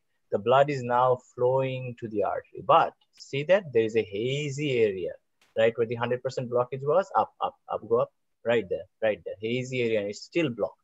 I would call it 90% blocked. Okay, right, that the tight spot like a sausage link. Okay, next one. So here is my stent. Okay, I'm deploying a stent. So what is a stent? I'm sure a lot of people in this audience had, not a lot, some people in this audience already have stents. Okay, and some people will have a stent. Okay, and it would be a good idea to understand what a stent is. Okay, so a stent is made out of very specialized metals, and these metals are manufactured in the lab and done in the lab and all that, and they're different kind of stent. They're medicated stent and unmedicated stent. Okay, so we usually end up using medicated stent. I would say 90% of the time. Sometimes we don't use medicated stent, and there is a reason for that. I'm not going to get into that because you really don't need to know that, but you need to know about stent. So the stent is delivered by the balloon. Okay, so the stent comes with a balloon loaded on top of a balloon. It is collapsed on the balloon and the stent is collapsed. Okay, so we again take the whole thing, the stent, to the area of location, and the stent is sitting on top of the balloon. Okay, so we inflate the balloon, as you can see, this dark, like a oblong, balloon, and it opens the stent. Okay, now once the stent open, the nature of the metals are such that they don't collapse anymore. Okay, they're not like a spring. They stay like that. You can stretch it and they will remain open and straight. They will push the blockage outside. Okay, they will push it out. And next slide, please. See, now you see there is no blockage anymore, right? It's wide open and the flow the artery looks big, huge. Okay. Now, sometimes, not always, what we see is, in this case, what I saw, I will show you the picture. Sometimes we see the blood clot showering down, okay, down distally, and still the flow is not restored, and we can see it with angiogram, some haziness, some filling defect. And nowadays, we have another catheter, a tool that we can pass over the wire and suck this clot out and restore the blood flow completely. Okay, we are able to do this in this country. So next slide, please. So this is the clot I extracted from that artery, because even after, actually I did it before putting the stent. Okay, so hang on one second. Sorry about that. So this is the clot that I extracted from the heart, not from the heart, I'm sorry, from the artery of the culprit vessel. Okay, next slide, please. So I want to talk about now prevention of heart attack, right? So this is extremely important for all of us to know, since many of us will be dying from a heart attack. If we can prevent it, we can live longer, right? So how do you prevent a heart attack? From your standpoint, you can do public, can do certain things, and the doctors can do certain things. If people are not responsible and put everything on the doctors, that's not fair. You should do your share of the deal, okay? And that's how we get a better result. So how do we prevent heart attack? To prevent heart attack, we need to understand why do we get heart attack? What causes us to have heart attack? What are the factors that causes heart attack? So I will divide them into major, risk. We don't call them cause. We call them risk factors, okay? I'll call them major risk factors and minor risk factors. There are 5 major risk factors of heart attack, okay? And these do not go in any order. They are like equally important. Number 1 is not the most important. Number 2 is not the most important. I'm just saying it 1, 2, 3, 4, 5, but they're equally important, okay?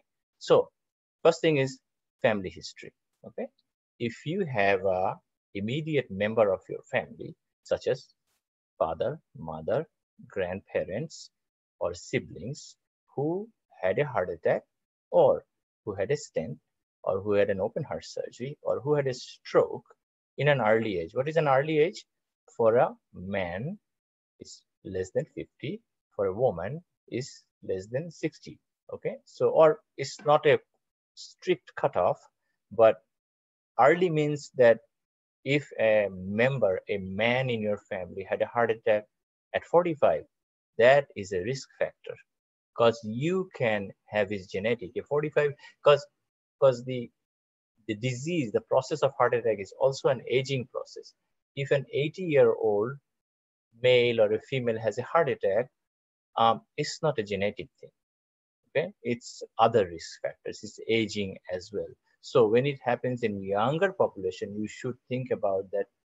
Say, for example, if I had a heart attack at age 50, that means that I may have a gene which caused all this atherosclerosis in my heart, which I can transmit to my children. So I would make them aware of that, so they can be vigilant and pick up the other risk factors and take care of them, okay? So family history is very important. Number 2, again, number 2 doesn't mean number 2 is the most important. So diabetes, okay? Diabetes is a horrible disease. It is the worst disease to have, okay? Because it affects all parts of our body, all parts, including heart, of course. It affects your eyes, brains, your kidneys, your circulation of the legs, and heart attack and whatnot, okay? So diabetes is extremely, extremely important to identify and take proper treatment and keep it under control. All right, next would be hypertension, high blood pressure. Now, what do you call hypertension? That's another discussion, but let us keep that diagnosis to the doctors. But for you, if your blood pressure is, the top one is most of the time above 140, and the bottom one, the diastolic, is above 90, you should consider yourself as a patient with hypertension, high blood pressure, okay? Once in a while, your blood pressure will go up. It's a very dynamic process in our body. It never stays the same. You just take your pressure and then take another 5 minutes, you'll see a few numbers like change, like 150, and then you'll see 149, 48. So it's the dynamic process. But as long as majority of the time, your systolic top blood pressure is less than 40, 140, and the bottom is less than close to 85, you're good, okay? But if somebody is, say, 70-year-old and her or his blood pressure is 150 and bottom number is 90, it's okay. Okay, we used to be very rigid about the blood pressure, not anymore. So the blood pressure is expected to be higher in older population. Okay, if a 20-year-old has a blood pressure of 140/90, that is high. That needs to be treated. Okay, because the longer you keep it untreated, more harm it's gonna cause, right? So like diabetes, high blood pressure is also quite a bad disease to carry. It affects your brain, it affects your eyesight, it affects your heart, it affects your kidney. Lot of people in this country are on dialysis because they had bad high blood pressure. Equally, others have diabetes or both. Okay, so this is important. Next one is, I would say, cholesterol. Okay, high cholesterol. Again, there are like question about what is high, what is low. That's for the doctors to decide. Okay, but you should get your cholesterol checked at least once a year and follow the recommendations of your cardiologist or a knowledgeable, I'm saying knowledgeable, this is very, very important, knowledgeable internist. Okay, so that is the fourth one. The fifth one is use of tobacco. So tobacco can be used in so many different ways. The most common way is smoking. Okay, so I'm not saying only smokers. Okay, I'm saying tobacco users. So this is important. So anybody who uses tobacco in the form of cigarette, cigar, or chewing tobacco, noshi and jorda, these are all tobacco. Okay, so tobacco is a risk factor of major risk factor of heart attack. Now, what are the minor risk factors which are not really directly causing this process of atherosclerosis or deposition of cholesterol under the endothelium of your artery? Overweight. Number one, I must emphasize obesity. Okay, so what do we call obesity? Okay, we calculate obesity by BMA, body mass index. Again, you don't have to know detail. Basically, if your weight is more than what your height allows, you fall into overweight to obesity. Okay, so if roughly you can give like 100 pounds for 5 feet tall, and after that, every inch you add, you can add 7 pounds.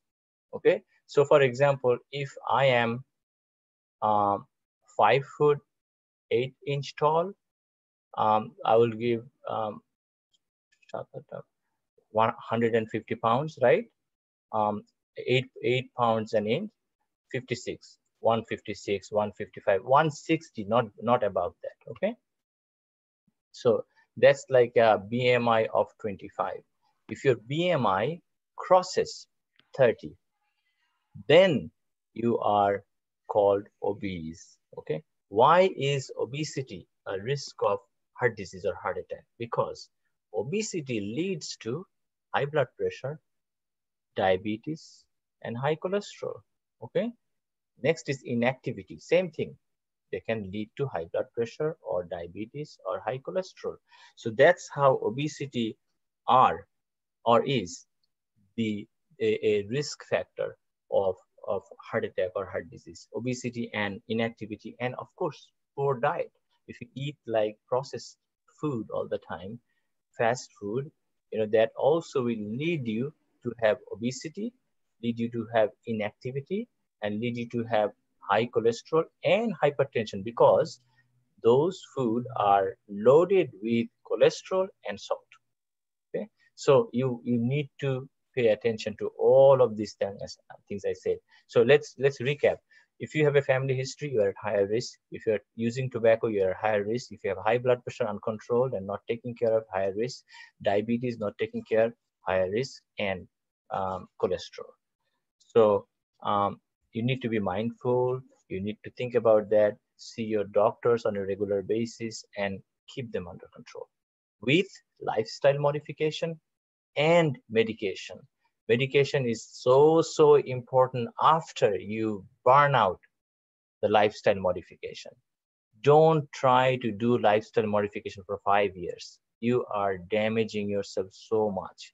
Okay, start medication. My recommendation is start the medication and at the same time change your lifestyle. Okay, when your lifestyle is changing, your medication need will come down, and you can discuss that with your physician at that point.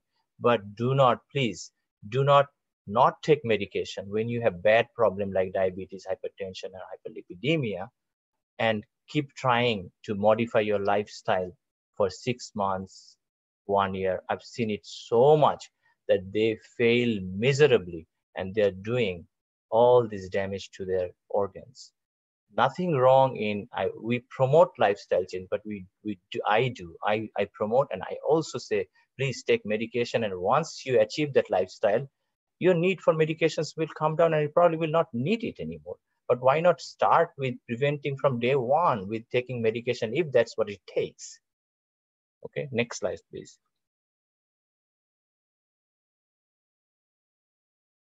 Okay, let's go to polling questions.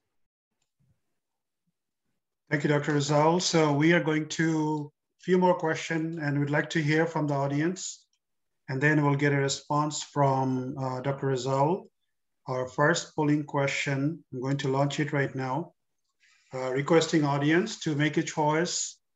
In order to prevent heart attack, most important thing for one to do is lose weight to ideal BMI, daily exercise, eat healthy, stop tobacco use. Requesting audience to make your choices now. It's a very critical question. I think you spoke about this just a few minutes ago. And I think with this process, we'll refresh what he just said. And it's okay, right or wrong answer. We are all going to learn from either being right or wrong. This is the time to do it. Requesting audience to make your choices. We need a few more responses from our audience. Please go ahead. The answers are still coming in. There is a split in between two choices. And a very interesting thing is, it's a very tough choice for many. It says eat healthy, daily exercise, lose weight, and stop tobacco. Okay. So I'll end the polling and then share the results with the audience. And at the same time, Dr. Rezaul also can enlighten us and share his thoughts. So 47% say lose weight to ideal BMI, 31% say stop tobacco use, 18% daily exercise, and 4% says eat healthy. Dr. Rezaul. Sure. Please go ahead. Can you put the post result on the screen, please? Sorry, my bad. Thank you. Yes, go ahead. So I want to read the question. Please hear me. Okay, the question. In order to prevent heart attack, I made it capital, most important. Okay, most important thing to do. What do you do? Most important. So I talked about risk factors, right? I talked about major risk and minor risk. What is a major risk? Tobacco. Okay, why are you picking minor risks? When you know there is a major risk, if I ask this question in a different way, say instead of tobacco use, I put diabetes. Okay, that will be the answer, diabetes. If I put hypertension, that will be the answer, hypertension. If I say high cholesterol, that will be the answer. So you want to take care of the major risks first to prevent heart attack. And then you move on to the minor risk. So that's very, very important to understand that tobacco is one of the major cause or risk of heart attack, not obesity, not lack of exercise, and not healthy eating. Those are associated with other risk factors, as I mentioned, diabetes, hypertension, and high cholesterol. Those three that, weight gain or obesity and not having daily exercise and not eating right are associated with, they can lead to diabetes, hypertension, or high cholesterol. But tobacco itself is a major risk of heart attack. So that should be the answer. Thank you. We are going to go to our next polling question. Requesting audience is a very easy one, which is reduced intake of salt can lower blood pressure. Reduced intake of salt can lower blood pressure. Requesting audience to make their choices now. We'll share the results in a few more seconds. Please go ahead, make your choices. It's okay to be right or wrong. We're going to learn from there. We got a great audience, Dr. Rezaul. They're responding, high participation and responses. So we are very glad, very interactive session, I would say. So it looks like a lot of people already answered the question, few more coming in. I'm going to end the polling and then share the results. So on this one, looks like 95% say it is true and 5% false. Your comment, Dr. Rezaul? I'll go with the majority on this one, definitely. Okay, great. So is that suggesting that intake of salt is, for the lower blood pressure people, it's okay to take a little more salt? Absolutely. That's why I posed this question, to clarify that. It's very important. Good question. Good thought. Okay. So why did I put this question? This is simple. Everybody knows the answer. But why did I put a question? The answer is so obvious. There is a reason. Okay. The reason is that when somebody has hypertension, high blood pressure, regular salt intake or high salt intake makes it difficult to control the blood pressure with medications and modification of lifestyle, okay? We have good studies to prove that when these patients with high blood pressure reduce their daily salt intake, blood pressure becomes better, okay? Significantly better, okay? So that's the importance. Now, I have oftentimes found out when I suggest the low salt intake, most of my patients are thinking about taking the salt, sprinkling the salt on the food. They don't do it anymore. They will cut it back. I'm not talking about that. Okay, of course you do that. You do not take extra salt with your food.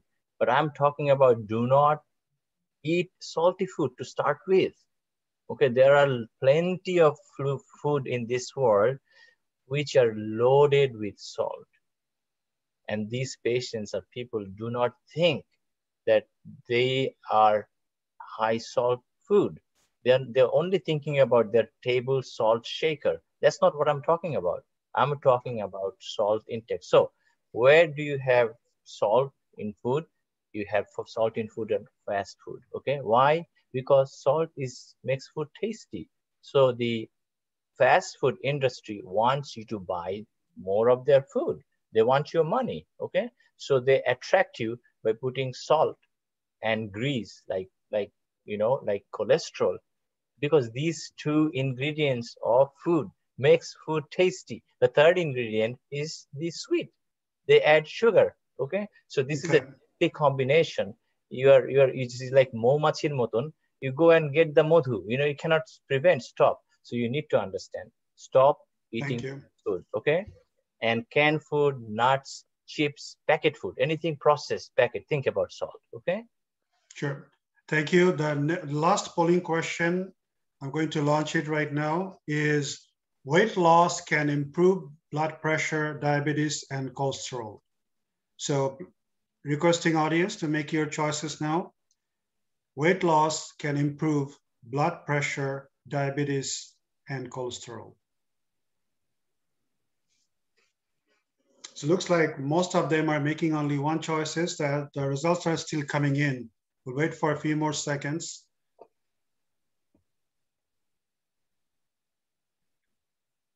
Okay. Results are still coming in. Just give us a few more seconds. Okay. I'll stop the polling now and share the results with the audience. And it looks like this is an overwhelming majority. And I think you're going to be very happy about this answer. So 98% say true and 2% false. Dr. Rezaul, your comments. Absolutely. It's just also the opposite. Weight gain can cause high blood pressure, diabetes, and high cholesterol. So if you lose them, you lose this disease also, or they get better. It's so simple. Okay. Awesome answer. Okay. Next slide. All right. So the polling ends. All right, so I just want to touch bases on this subject briefly because I think this is very, very important, okay? So we have some traditional practices all over the world, not in Bangladesh only. It's here also, okay?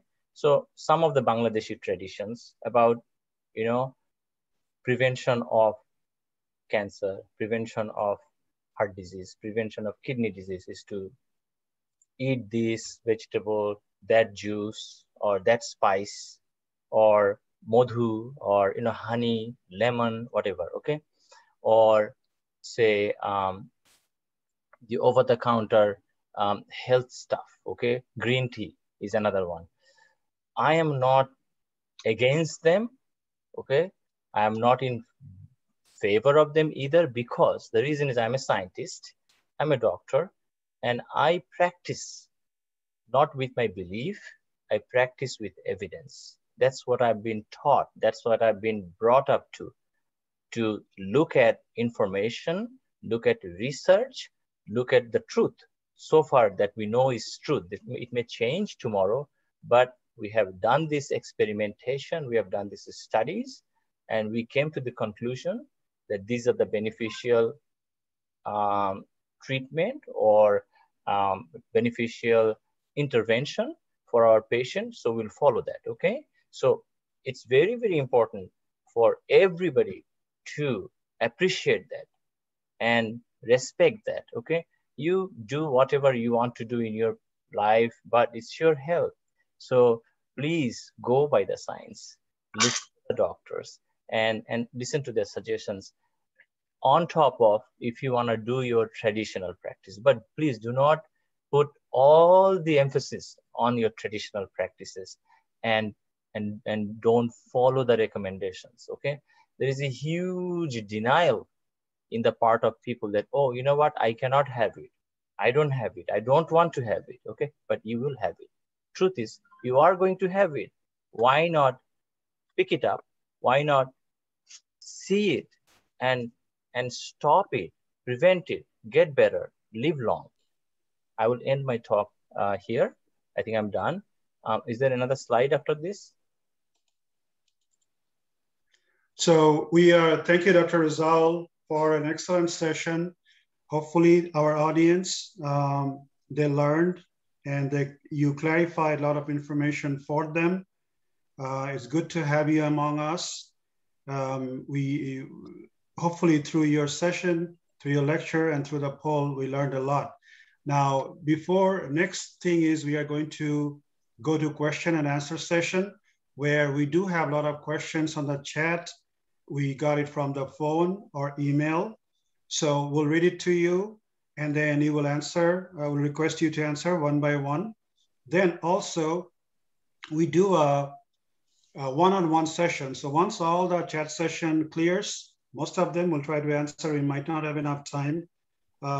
It's already 12 o'clock right now. So 12 o'clock in Texas time. In New York, probably it's 1 o'clock. So what we'll do is we'll take a 3 minutes break. And when you come back, this will give you a chance to get a cup of coffee or water or restroom. So just 3 minutes and we'll be back in session then. We do have an exciting lot of questions, Dr. Rezaul, so please get ready for it. Taking a 3 minutes break. Thank you. Bye. And you do not need the slides anymore, correct? So I'll stop sharing the slides.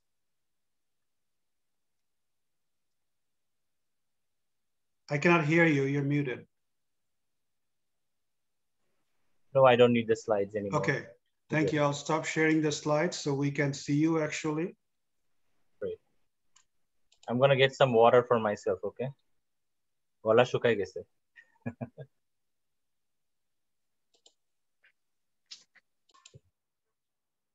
All right, we are back into session again. Thank you all the audiences that joined us today. Thank you for your precious time. We are delighted that you are with us today. Very interesting topic coming from Dr. Rezaul. We heard a lot. We had a lot of polling questions. The audience participation was excellent. We learned a lot through this process. Now our second part of this program, which is question and answer. So I'm going to read it to you, Dr. Rezaul, and then you can answer all those questions. So one of them, quick question came in, I forgot who, I'll check in a second, which is, can I take aspirin anytime or any day I want to? Please go ahead. You shouldn't do that. Aspirin any day you want to. I don't know what you mean by that. Like, why do you want to take aspirin any day you want to? If you suspect you are having a heart attack, only then you take aspirin, okay? That, because aspirin prevents a heart attack.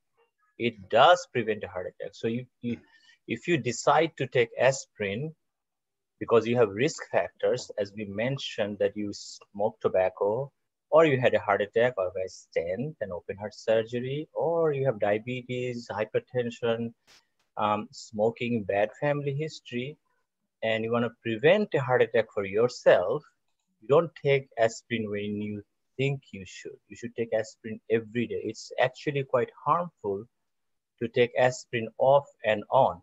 What happens is, if you take it 2 days, it will work on all your platelets, okay? If you stop taking the aspirin after 2 days, your platelet becomes more aggressive, okay? They can make more platelets in response to not having aspirin. So that can cause a problem. It is not recommended that you take aspirin intermittently if you want to prevent a heart attack. Thank you. Next question comes from, I'll go in different way because some of them came on the phone, text, email, and chat session. Now I'm going to the chat session. This is from Anisur's phone. I am Professor Anisur Rahman from DMC, 58 years old. My question, how many hours of gym is suitable for us? Can I use treadmill and burn 300 calories in 60 minutes with inclined 6-speed varies?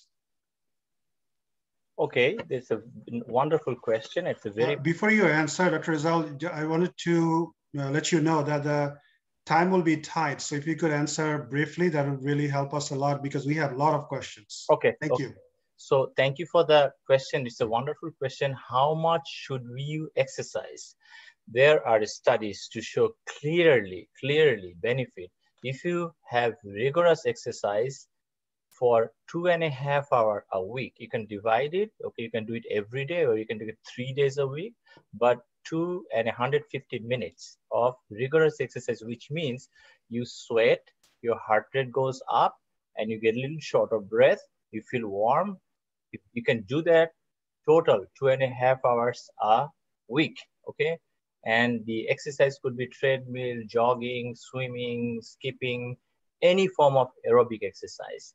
Incline, when you incline your treadmill, it makes it harder, more difficult. So it's a form of exercise. Yes, you can do it. But if you decide to start exercise, my advice will be to start slow. Start slow and pick up slowly. Do not do it full blown first day. Just go slowly as you're comfortable. Great. Thank you. The next question comes from Khalida Akhtar, Austin, Texas. I am 62. 4 months ago, I had my first known heart attack. I was in the passenger seat and suddenly started feeling like heartburn. And then my left hand was becoming numb. I told my daughter about this, who was driving the car. She and I decided to go to the nearest hospital right away. As I reached the hospital door, I do not remember anything else after the doctors took over. When I woke up, the doctor told me that 2 of my arteries were blocked, 93% and 97%. My question is, I did not have any symptoms except once in a while I used to feel tired. And I thought that is due to my age. How come I did not have any symptoms before? Excellent question. The symptoms will occur when there is an imbalance of the demand of the muscle and the supply of oxygen. Okay, you may have a 90% blockage in your artery of the heart, but if you do not raise the demand of your heart, which we don't when we are resting or not doing any rigorous exercise, just home and regular exercise, you will not feel the symptoms. You will feel the symptoms when you are putting your heart to task and that area of the heart is not getting enough blood because you have a 90% blockage. Then only when you have symptoms. And other thing is that these blockages happens very insidiously, very, very slowly over time. So you don't feel it, okay? Because people adjust to their lifestyle, okay?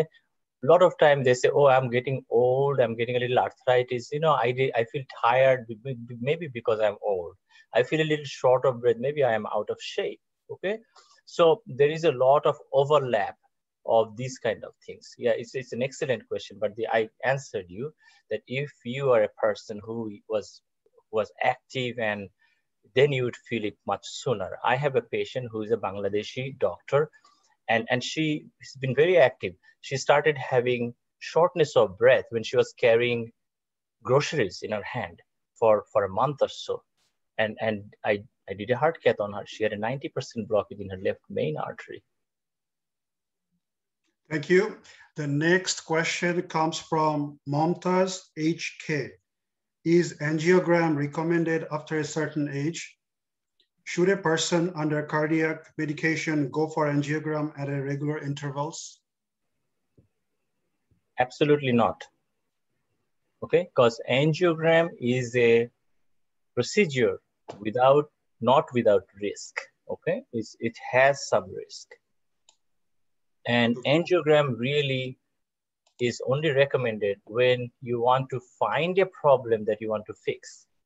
Okay, angiogram is not an investigation or workup just to know. Okay, because the small number of patients can run into complication after an angiogram. Okay, so knowing that you have a 50% blockage in your arteries of the heart, how does it help you? It helps you in a way that you may want to pay more attention to your risk factors. But otherwise, there is no treatment for 50% blockage, 60% blockage, 30% blockage, okay? So absolutely not. You do not need an angiogram on a regular or irregular basis. Angiogram is a very specific test we recommend when we suspect there is a significant blockage in the artery of the heart and we need to take care of it. Thank you, Dr. Rezaul. Next question comes from Tohid from Austin, Texas. He's asking, after stent, how long should I wait to do my regular chores? For example, can I do gardening or praying namaz, which requires bending your knees and etc.? Sure, that's an excellent question too. So why do we restrict people from going back to their regular activity next day after they had stent? The reason is that we have to puncture an artery in the leg or in the arm and make a hole there to pass our catheter, the tubes, and we want that to heal. Okay, we want that to heal. If you start doing strenuous activity after a heart cath immediately or before it heals, you may have some complications. Okay, you may end up having bleeding from that area in the form of bad big bruise, or you may end up having a hematoma, which is a blood clot under the skin that came from that spot bleeding. So these are the things you need to avoid. So basically, I would say about a week, you do not do any strenuous activity. After a week, you should return to your regular activity, including gardening. But having said that, you shouldn't be lifting like 50 pounds of a bag of topsoil or anything like that. Just, you know, meddling around and just regular walking is fine. And you should walk on a regular basis after the stent, but no heavy lifting. Don't lift anything heavy. How long that has to be maintained? That's one of the question came also, that after the stent, usually after 3 months, can they go back to the regular chores like gardening or praying, you know, namaz or something like that, or yoga? Not 3 months, just a week. Not 3 months. 3 months is for open heart surgery, right? It takes time. But for a stent, you can go back to your regular activity within within a week. And namaz, yeah, you can say namaz next day or day after. Just don't put any heavy, pressure. Okay. The few comments came from, let's see, on the chat session. Mr. Mahmoud is saying that aspirin saved my life. I believe he went through a procedure back in California, as I remember. Then Mr. Enam said 325 milligram aspirin. So you might make a comment on that. Sure. And then the other question, I'll putting it together, which is there any side effect of getting aspirin? Of course. So let's talk about the milligrams of aspirin, okay? So we give 300 or 325 milligrams of aspirin in a patient who is having heart attack, okay? When we recognize somebody is having a heart attack, because we want to give a high dose so it can go into the blood fast, okay? But for people to prevent a heart attack after they had a heart attack or high risk patients, 81 milligram or 75 milligram aspirin is good enough. That one little low dose or a baby aspirin is good enough to cover all the platelets of the body. And it lasts for about 7 days, the whole life of the platelets. So 181 milligram is absolutely fine for maintenance. Thank you. We'll go back to, we have also one doctor joining from Bangladesh, and he has been in the industry for a long time. Mr. Bashar, are you here?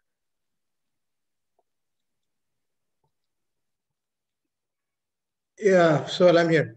Okay, great, thank you. We're just change a little bit. We are going to hear from Bangladesh, Dr. Abul Hassan Muhammad Bashar. He has his PhD in cardiology, and he's also practicing.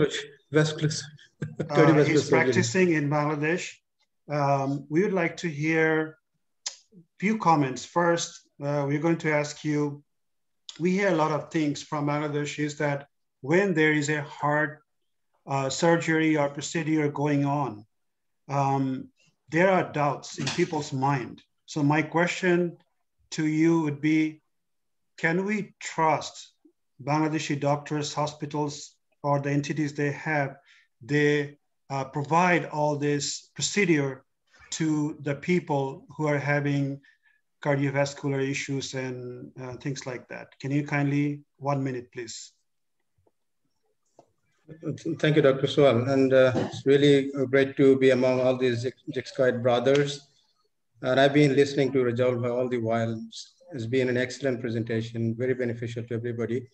See, the question that you ask is whether you should put your trust on the doctors, on the system of Bangladesh. It's really something that I think has a broader perspective, but to cut it short, it's that we do take care of 90% of the population of this country, don't we?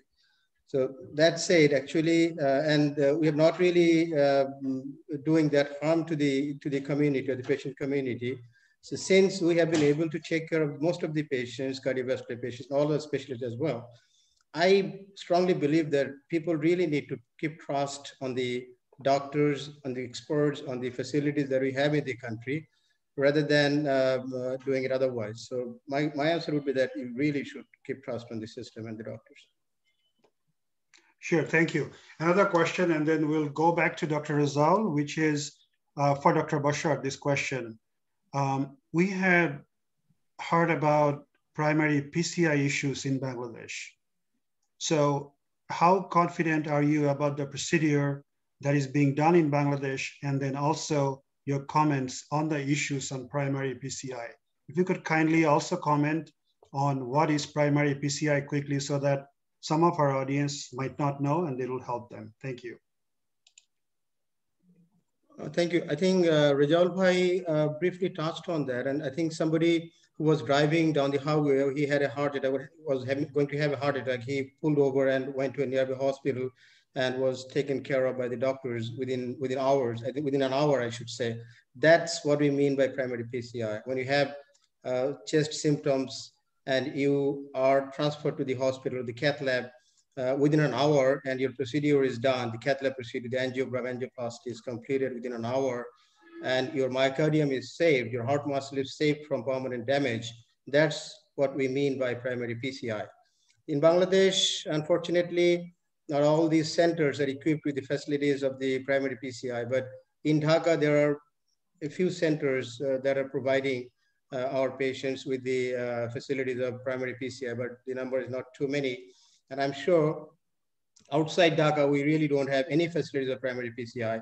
So it's not really a universal distribution of the facilities. So I think basically the population of this country is not going to be benefited from the services of primary PCI. But of course, all other interventions that Rezaul Bhai mentioned, most of them are really done on a routine basis in this country.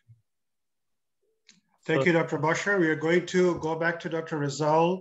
So this question comes from London, Mustaq Ahmed, a different question. So Dr. Rezaul, I know you have been practicing for a long time, but can you also fix if somebody's heart is broken? Tough question. Depends. It's a woman or a man. We'll keep it to it. We'll keep it to it then, I guess. The next question comes from, is the salt substitute provided in hospital an acceptable alternative to salt in the food? Comes from Sardar Kamrul Hassan. Again, Kamrul Bhai, thanks for the nice question. And what I said about salt restriction is like not the salt that we have in the shaker. Of course, that's a better alternative, but we have to be mindful about the food that we eat on a daily basis loaded with salt. That's where the majority of the salt in our food comes from. So I think if you pay attention to those kind of items of food that we actually buy from outside, when you cook at home, you know how much salt you're putting in. But be mindful about eating food from outside. But yes, yeah, salt substitute is better than the real salt. Okay, thank you. The next question comes from Mr. Inam. And the question is, how far are we from stem cell therapy for infected cells? I am not very up to date on that, I must say. We can pass on to that then. Yeah. And I think you know him, so it might be better to talk on one-on-one directly. Thank you, Mr. Inam, for your question. Next question comes from, kept on my text, which is, any food that helps heart health, can you recommend food that helps heart health? Mr. Tawhid from Austin, Texas. Yes, I can. So there is a cardiologist in Mayo Clinic, and he conducted a study. And in the study, he has shown that certain kind of food is very beneficial to prevent cardiovascular events. And those are 5 servings of either vegetable, fresh vegetable, and fruits and berries, okay? If you can eat 5 servings, I say if you can replace one of your meals with a healthy salad, which has greens and which has fruits such as strawberry, blueberries, and any kind of fruits, dried fruit, cranberries, I think that is beneficial for your heart. But the rest of the other food, like, you know, there is a lot of controversy about red meat, about animal products and all that. There is no big study to prove they're bad, but we recommend that you don't eat big pieces of red meat every day. A small piece of a steak once in a while is absolutely fine. Goru goshto, khashir goshto is absolutely fine, but not on a daily basis and a large portion. You know, if you keep your food to moderation, you are going to be good. I want to emphasize something here, that there is a there is a belief that vegetarian diet is much healthier than non-vegetarian diet. It's not entirely true. In that case, if that was true, all the vegetarians in India would not have heart attack. Okay, so any food is bad when you eat too much to get obesity, and that leads to diabetes, hypertension, and high blood pressure. So you have to be mindful. You can eat anything and everything in a balanced way, in a smaller portion, so your weight remains low, and you add the essential ingredients, like I said, fruits and vegetables and greens and vitamin, rich and antioxidant rich food. Does that answer your question? Thank you. Next question is Dr. Bashar. Just to clarify, I said something wrong and he said something wrong for all the audiences. First of all, he said Dr. Soil, so I'm not a doctor, I'm a moderator, number one. Number two, Dr. Bashar is a vascular surgeon, not a cardiologist, just want to make sure, so that just for our record. So with that, Dr. Bashar, the question would be for you, which is, how serious are your patients in following the guidelines that the doctors are giving before and after heart attack in Bangladesh? Can you kindly, 30 seconds to 1 minute, please.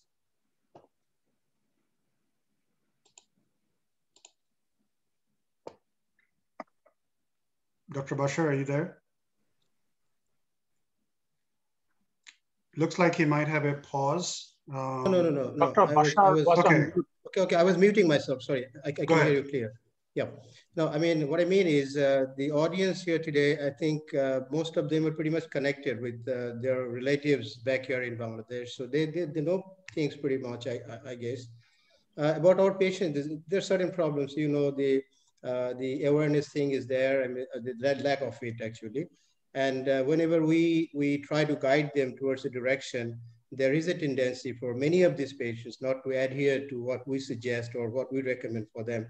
So this has been pretty universal, but things are improving, of course. I have my patient population who do very seriously adhere to what I say. But again, there are people who tend to forget, or who rather tend to think in a different way that, okay, I'm getting better, I have gotten better. So what is the point continuing all these medications for such a long time? So they tend to just give up or forget or do something like that and put themselves into danger again or some sort of problem again and come back. So that has been one trend we find among our patients in Bangladesh. And that has something to do with education and lack of awareness again. But I think things are improving, I believe, and it will get even better in the days to come. Sure. A follow-up question also for Dr. Bashar, which is, when you have a heart attack or cardiovascular issues or anything like that, heart related, so it is very, very expensive. So the question would be, most of the people, as far as I know, cannot afford those treatments. What are their options, those who cannot afford all those fancy treatments? Well, again, I think you have a fair idea about the situation here. You know our country's economic strengths and the lack of it. I think, again, things are getting better. You know that on economic front, Bangladesh is doing better than before. So I find in my practice, and also when I work in the government hospital, I find a lot of people actually being capable of these fancy treatments that they were once upon a time not capable of. Nowadays, I look at their faces, I tend to believe that, okay, these people possibly will not be able to bear the expenses of these treatments. But then again, I find people around him who come up with resources and support them. This has been a very regular trend I've been watching over the last few years at least. Then government has its, attempts to address this issue as well. What they do is, in the government hospitals, the government tends to make available certain things that help these poor patients. Like when you think of cardiac surgery, we need heart valves, we need oxygenators and all those things. And government has a pool of supply of these things in the government hospitals. And when the poor patients apply for them, of course, they have some procedures to follow, but eventually they tend to get them, and that becomes a very good support for them. Even the stents that Rezaul mentioned, stents are pretty expensive, but the government has a pool of stents also for our cardiovascular patients. So overall, I think the government has its efforts going on, and from the common people also, the ability to spend for healthcare has increased over the years. Okay, great. Thank you. I know it's late in Dhaka right now, but thank you for joining us. I know you're a very busy person. Appreciate hanging there. There are other people who might want to speak to you. I do appreciate your time.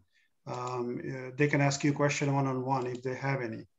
So going back to Dr. Rezaul, which is, you know, is it okay? It's come from Tina. Is it okay to have spicy deshi food after your surgery?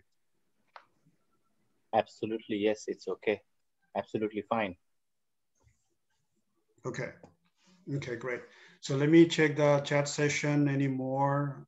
Then we'll go back to one-on-one question for our guest. Thank you for all the guests who joined us today.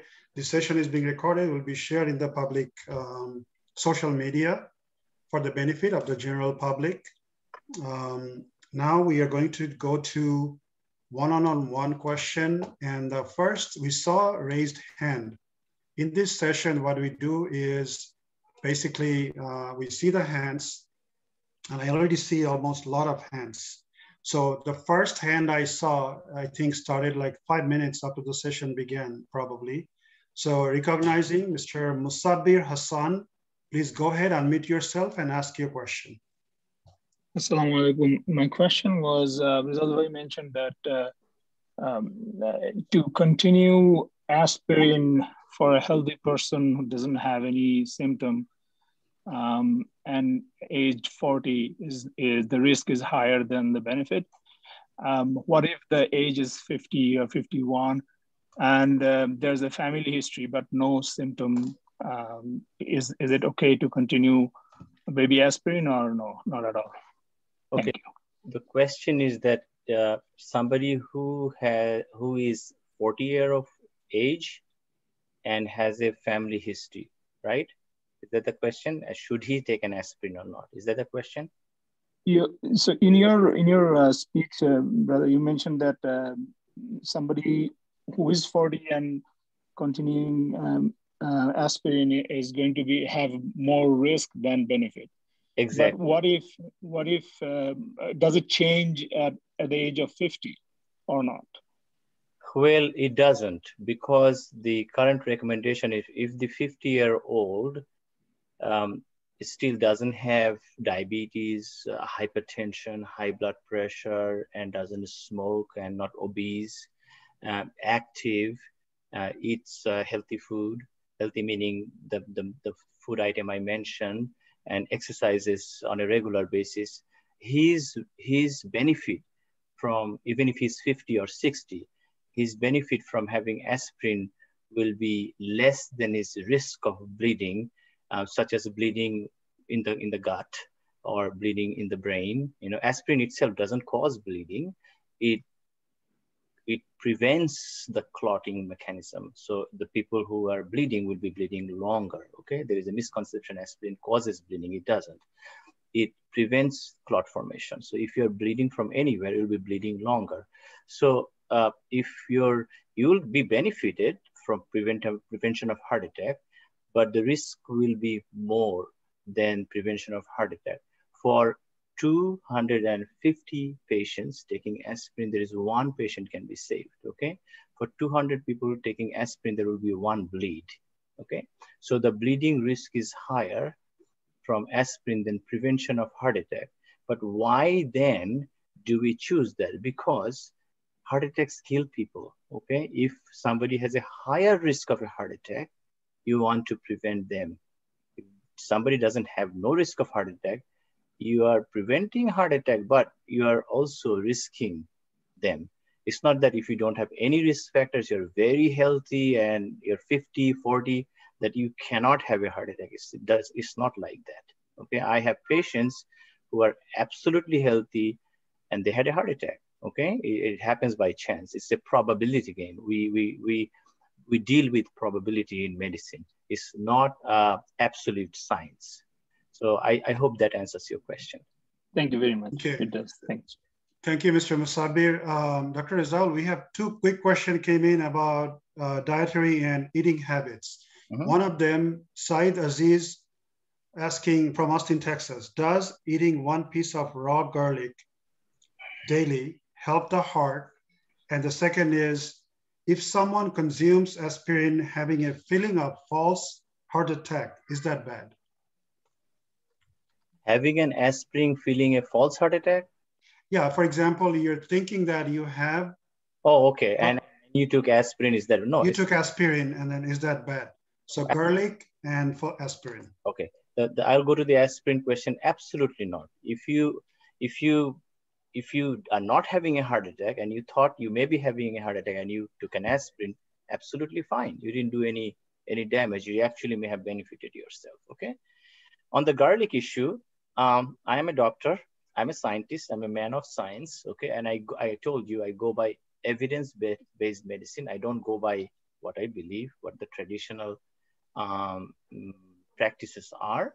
But if you feel that garlic is good for you, it's preventing your heart attack, at least you are having a placebo effect.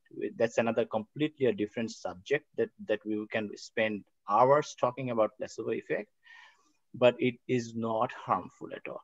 Taking garlic or honey or lemon or cinnamon or green tea, that's all fine, but we do not have proof, meaning that we haven't done studies, scientific studies, to recommend that everybody should take garlic. Does that answer the question? Thank you, Dr. Rezaul. Thank you, Tawheed and Said Aziz, for all your questions. We are going back to one-on-one again. And the next question will come from Dr. Moazem. He's joining from Jordan today. Dr. Moazem, please go ahead. Thank you very much. Thank you, Sohail. I have 2 quick comments and then 2 quick questions. First comment is that সেই ছোটবেলায় দেলোয়ার হোসেন সাইদির 2.5 ঘন্টার ওয়াজের পরে আজ পর্যন্ত কারো single 2.5 ঘন্টার বয়ান কারো শুনি নাই। So Rezaul, you have a magical effect on people that you're talking for 2 hours and 40 minutes and everybody's attentive and the number of participants did not decline. So hats off to you. Number 2, on your slide on the artery and vein, I thought as a house leader of Hunan House, you have proved the relation between artery and the red blood and the Hunan House. Thank you very much for that. Third is a question on the epidemiology. Recently, we have increasingly seeing massive heart attacks in young people. 2 of the ex-cadets from 18th or 13th or 20th, younger than us, they have died and they have died just coming out from the gym. My own boss, 48 years old, he was on the treadmill, regular exercising person, on the treadmill, he died, we could not take him to the hospital. So what is the epidemiological changes happening that why younger people, healthy and very well managed lifestyle and the food, still having massive heart attacks? So what is the change happening? Could you please tell that?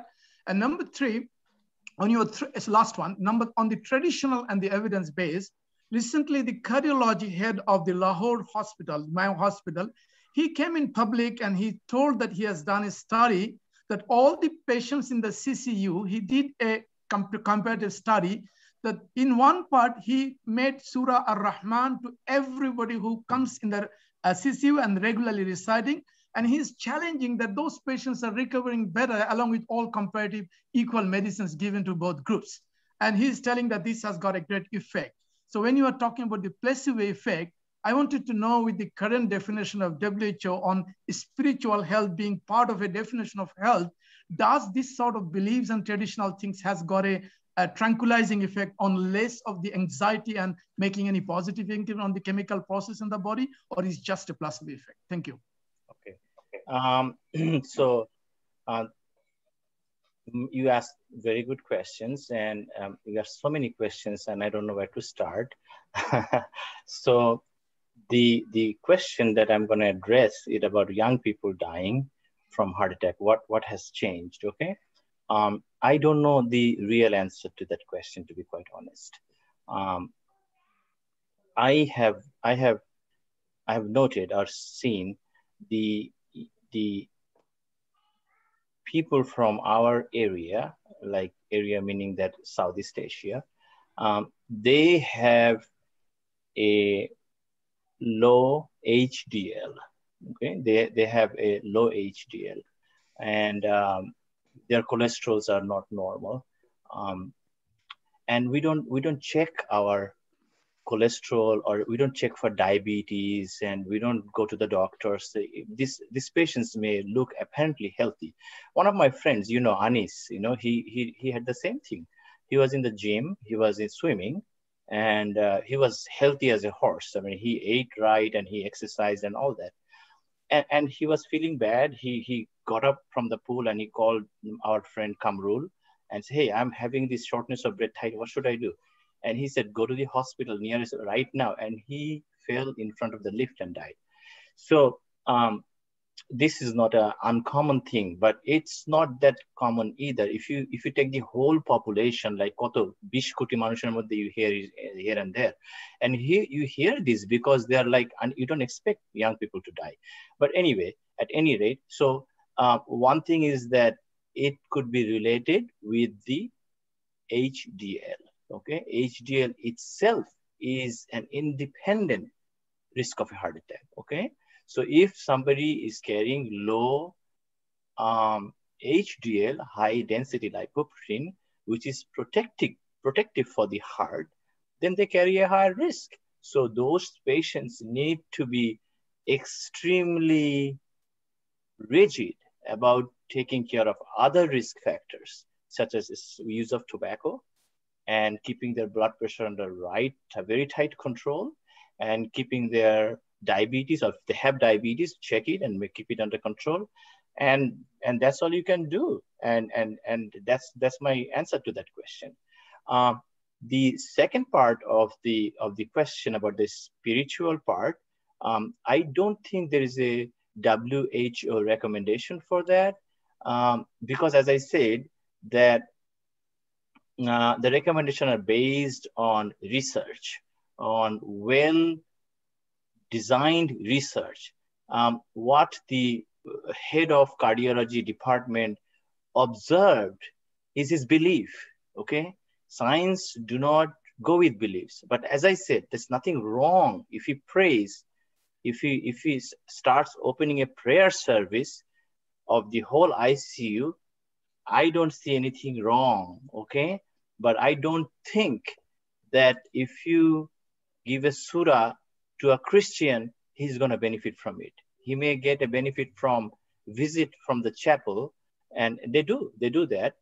So I'm sure that there is a calming effect, and there is a complex effect that goes on into our mind and our chemical system that stabilizes disease process, and that has a role in it. But I don't think there is a recommendation from any authority that I know of. Does that answer your question? Okay, thank you. Thank you very much. Thank you very much. Last comment was, Diana was in a crash with a cardiologist to look handsome, and you look like that cardiologist. Thank you. God, are you telling me I shouldn't be with women? So thank you, Dr. Muazzam. Thank you for your time. Our next question, one-on-one, comes from Mr. Shafiq from Pennsylvania. Please go ahead. Unmute yourself. Yeah, Rezaul, if one lives pretty close to a hospital, let's say within 5 or 10 minutes, then is it better to just drive to the hospital, not by the person who is having the heart attack, but let's say the spouse, than calling the ambulance? Beautiful question. First of all, Shafiq bhai, thank you for taking part in asking me a question and answering it. It was very nice of you. Secondly, I want to tell the audience, the Shafiq bhai is from first intake of Juneda Cadet College, and his brother, Moshiur Rahman, was my classmate. And we are from Khulna. I've gone to Shafiq bhai's house on every Eid occasion, and his younger brother, Moshiur, is in my mind because he was killed, assassinated in the mutiny of the BTR. Anyway, so going back to your question, Shafiq bhai, so if the ambulance response is 10 minutes, okay, average ambulance response is 10 minutes in USA, okay? But if you are 5 minutes away from the hospital, you should take an aspirin and have Bhabhi or somebody drive you right away without any delay. That's what I would say. But you can call the 911 and do that too. But if you are 5 minutes, basically you think you can get to the hospital within 5 minutes, you can do that instead of waiting for the ambulance. But then the ambulance crew are also a medical professional in case something happens like a cardiac arrest, okay? So they can do it properly, then you can manage other people to do on you or somebody who's having a heart attack. But as long as you know how to do a CPR and you're confident and the hospital is only 5 minutes away driving, you can drive there. There's nothing wrong. Okay, thank you. Next question comes to Dr. Bashar, which is people still goes outside the country, for example, India, Thailand, Singapore, or any other country when they have an heart issue related issues. What are your success rates when you're doing the surgeries and procedures on a patient? And how confident do you feel on all those procedures being done and how successful they are? Yes. Dr. Bashar, please go ahead. Great question once again. Yeah. I think I work at an ICVD, which is the largest cardiovascular facility in the country. And again, one of the biggest private hospitals in the country, which is Bangladesh Specialized Hospital in Shamoli, Dhaka. So I really can tell you the successes in cardiovascular interventions, surgeries, and all those things have really improved tremendously over the last decade or so.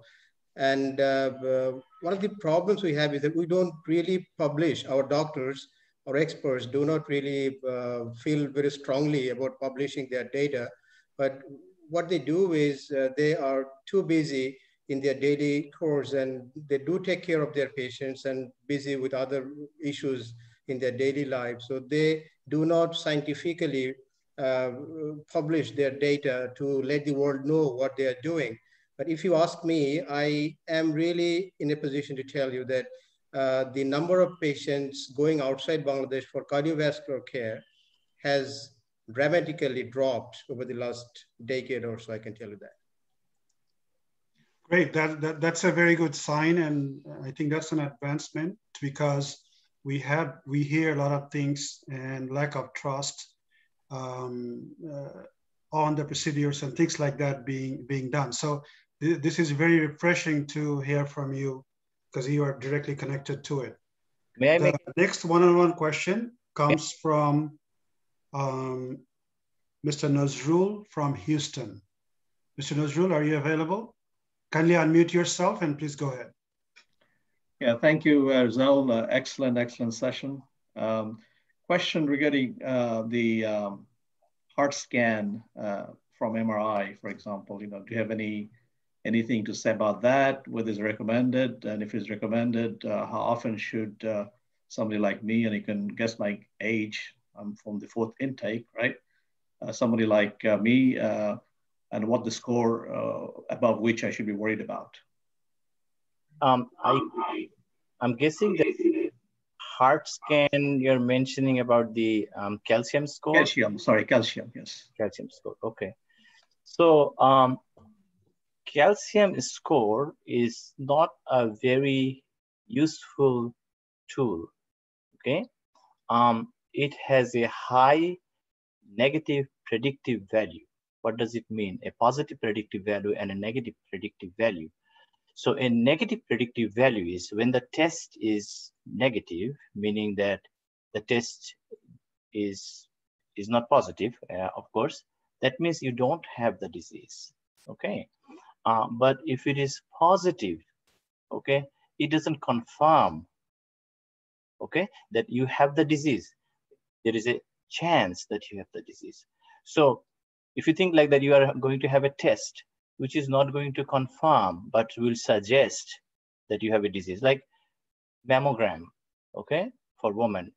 Mammogram is a screening test, right? Screening meaning that you want to screen high-risk patient from low-risk patient, and you do a mammogram, Mammogram is not a diagnostic tool. It's not going to tell you you have a cancer in the breast. It's going to suggest that you may have a cancer in the breast. So then you go and do more confirmatory test, which is a needle biopsy or an open biopsy, and put it under the microscope, okay? So CAT scan, if I may compare that, is kind of like a mammogram, okay? So if you have a CAT scan, calcium score, a score less than 100 usually says that you do not have any significant disease, okay? A score more than 100 has a higher probability of coronary artery disease. But how is it useful to know that you have coronary artery disease? It is not useful to me, because I recommend you do not look for coronary artery disease. I recommend you take care of your risk factors. And then if you have symptoms, go and see your doctors. Then they can investigate you, do a stress test instead of calcium score. Because at your age, Nazrul Bhai, your calcium score is going to be high. Your calcium score going to be high because you have coronary artery disease, unless proven otherwise. You're from Bangladesh. You are older than me. You have coronary. But what's the point of doing a CAT scan when we know you probably, your chances of having coronary artery disease is high? We're not going to, what are you going to do with that information? So in that regard, I don't recommend that you do that. I have never ordered a test like that, never. Okay. Okay, thank you. The next question comes from Mr. Mahmoud from Dallas, Texas. Please unmute yourself, go ahead. Thank you, Rezaul. It's a wonderful session. My question is very simple and short. It's about food. So I know that you have given some guidelines on food, but you know, like there are so many food outlets, and depriving oneself from having some lavish food is also a kind of torture. So my question is, like, if somebody goes to a restaurant or like, let's say fast food, like once a week, or like if, and I have a friend who says I'm an occasional smoker. What's an occasional smoker? Like every other month or so, if he like hang out with friends, then he would smoke 1 or 2 cigars or cigarette. So my question is, like, all these guidelines, if somebody does not follow just one day and then goes back to the routine, and which is like strict, so does it disrupt the lipid profile? Not at all, not at all. What we talk about reducing of risk factors is a prolonged effect of controlling those risk factors. Falling off the ladder once in a while, it's not going to be harmful at all. So he can smoke his cigarette once a month when he's meeting his friends, or he can go to a restaurant, have a nice big steak that he likes once a month. I would say small steak. It's absolutely fine. It's not going to disrupt anything. I, as a cardiologist, I eat everything, but I exercise 1 hour every day on the treadmill, and I eat my vegetables, my salad, my fruits, and all that. So I balanced it that way. I love to eat goru mangsho and you know, mogoj and all that, but I don't eat them every day. You know, I eat them, you know, regularly, but I exercise and I you know, have a good lifestyle. So it's absolutely fine. Great. Great, thank you. We have 2 more questions, one-on-one. One is Dr. Akhtar Hassan from New York and Mr. Firoz from New Jersey. But before we go there, we have one question for Dr. Bashar, which came through text.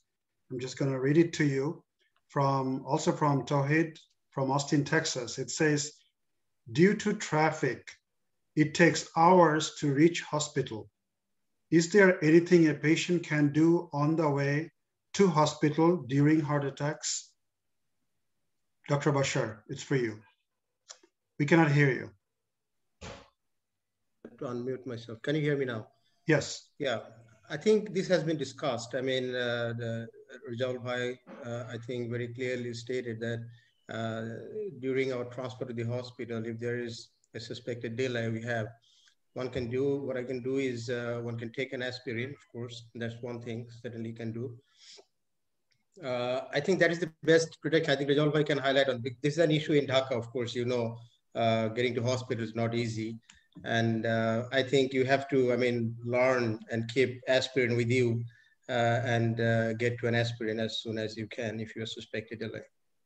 My follow-up question on that is that something people aware of this, or when they're in an ambulance, the people knows that they have to give them aspirin? Can you kindly quickly clarify that? Oh yeah, I mean, that is something we thought, I mean, we would be discussing early on, because that comes from awareness.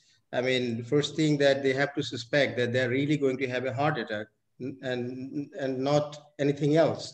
I mean, the most prevalent, I mean, suspicions people have on their mind in this country is that they're not going to have a heart attack. All they have is acidity or things like that. I mean, those atypical symptoms that Rezaul Bhai mentioned, I mean, even for typical symptoms, people misinterpret them in a different way. And for atypical symptoms like heartburns and all those things, people really do not believe that they're going to have an impending heart attack. So that has been a problem in this country. And by the time people get to the hospital, many of them do not get to the hospital at all. I mean, that percentage you discussed, 25% in USA, will be about 50% in Bangladesh, I'm sure. So I think that is something we want to start and address, that people start considering their chest symptoms more seriously than they do, and they start attributing these things to their heart than anything else. Excuse me. Thank you, Dr. Bashar. Excuse me, please wait for a second. I will come back to you. Okay. Thank you. This next question comes from Dr. Rezaul Islam, which is, didn't mention the name, but how does consuming alcohol affects heart health? Dr. Rezaul, please. We don't have any data. Actually, we do have data. Alcohol does not cause heart attack, but excessive alcohol can cause cardiomyopathy in some people, not everybody. So if somebody drinks heavily, meaning that alcohol dependent, that he cannot function without alcohol, a portion of that, not even 50%, a small, very small portion of them can have weakening of the heart muscle, resulting in heart failure. But besides that, alcohol itself does not cause a heart attack, and it does not take part in the process of a heart attack, which is like atherosclerosis and rupture of the plaque. So alcohol is not related with heart attack. Okay, thank you so much. The next question, Dr. Akhtar Hassan from New York. Kindly unmute yourself. Please go ahead. You can hear me now? Yeah. Yes, we can hear you. Please go ahead. All right. Assalamu alaikum, all the ex-cadets from here and from abroad, I mean Bangladesh. Very nice seeing you all in this audience. I thank Rezaul for his nice discussion on heart attack, very instructive and educational. I must also thank him because he was the ex-cadet who I referred my father to him while he was visiting Bangladesh, and he had made a time to see him, and he was seen by my father. My father had arrhythmia, atrial fibrillation, from which he died in 2014 from brain stroke. So thank you, Rezaul, for that. I just want to add something that my classmate, Tawfiq, he's no more in this world. What had happened to him that he was living in Florida, and then I just got back from Bangladesh in the morning, and at night I was on night call. So he called me and said, Akhtar, I am having some vomiting, and probably this is due to the lasagna I took. I think that's why. So I knew his, medical history. He was diabetic. So I said, Tawfiq, if you are diabetic and you are having this abdominal pain and vomiting, you should immediately rush to the hospital. And he did do that. And as soon as he got into the ER, he was taken to the ICU and he was intubated. And then he had a massive heart attack. About 60% of his heart was damaged.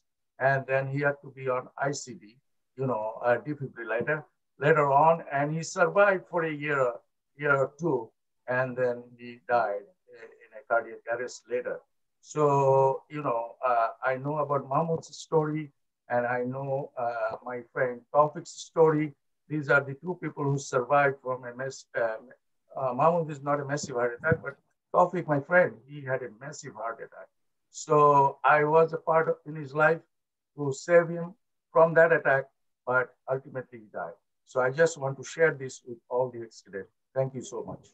Thank you, Dr. Hassan. One clarification is that this session is open to everyone, ex-cadets of JCC, other ex-cadets, and also general public. So I want you to know that and recognize some of the audience are actually from non-CC.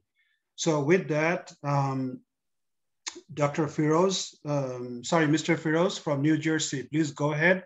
And after that, Mr. Enam is here, joining from Palmdale, California. If you would like to say something, I see that he put something on the chat, which would be very nice to hear from him if you'd like to share. So the first, Mr. Firoz from New Jersey, please go ahead. Dr. Rezaul and Dr. Bashar, thanks a lot. And also, Stalin for putting this out. I have a quick question for Dr. Rezaul. Is there any data on reblocking of existing stents? Yes, there are data on reblockaging existing stent. That's why we now have the drug-coated stent, okay? When we didn't have drug-coated stent, we call it re-stenosis. Stenosis is a medical term, meaning it's narrowing, and you can call it reblockaging. So about 25% of the stent that we would implant or deploy in the coronary artery would be blocked, not completely, but blocked over next 6 months. Okay, why is that? So the reason is it's a physiological, it's a normal response to the injury that we cause by putting a foreign matter in the body. So the body overreacts, okay? So body, when the stent is there, it opens blockages, but then you disrupted the endothelium, which is the inner lining of the artery of the heart, which has a lot of chemicals and hormones that secretes. And in that response, a repair process goes on. If the repair process is more than what it needs, which happens in the 25% of the cases, then the blockage comes back, okay? So that's why we came up with this medicated stent. And what they do is medicated stent is these stents are soaked or impregnated with anti-cancer agent, anti-mitotic, anti-cancer agent, very minute amount of anti-cancer agent. So we coat them with them, and what it does is it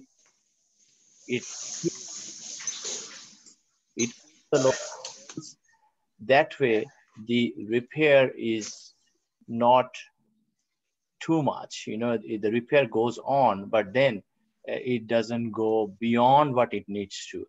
So the chances of blockage coming back within a drug-coated stent is about 2% compared to about 25%. Does that answer your question? Yeah, thank you. Okay, thank you. Next question, Mr. Enam, if you don't mind, unmute yourself. Would you like to, I see that you mentioned and shared something as you had your first attack on 29. Would you like to share anything with us? If yes, and it will be publicly shared, so You can unmute yourself if you'd like to share them. Cannot hear you. Sorry, cannot hear you. You're unmuted, but we cannot hear you. Enam is muted. Yeah. So please unmute him. Please unmute. He doesn't have a mic. Let's try again. Gosh, Enam should know better. Yeah. Mr. Enam, you're saying something, but we cannot hear you. So I am guessing, would you mind log out and then log back again? I don't know why we cannot hear you, if you don't mind. Something is not working right. Next question comes from, or a comment, I guess, Mr. Kamrul Hassan. Kamrul Bhai, please go ahead if you are available. I know you wanted to say something. Please go ahead. Yes, my question was a follow-up question to Dr. Bashar. In Bangladesh, the ambulances, if you call an ambulance and they take a patient to the hospital, do they give the patient aspirin in the ambulance? And do they have the same kind of monitoring device that American ambulances have, or there is complete big difference?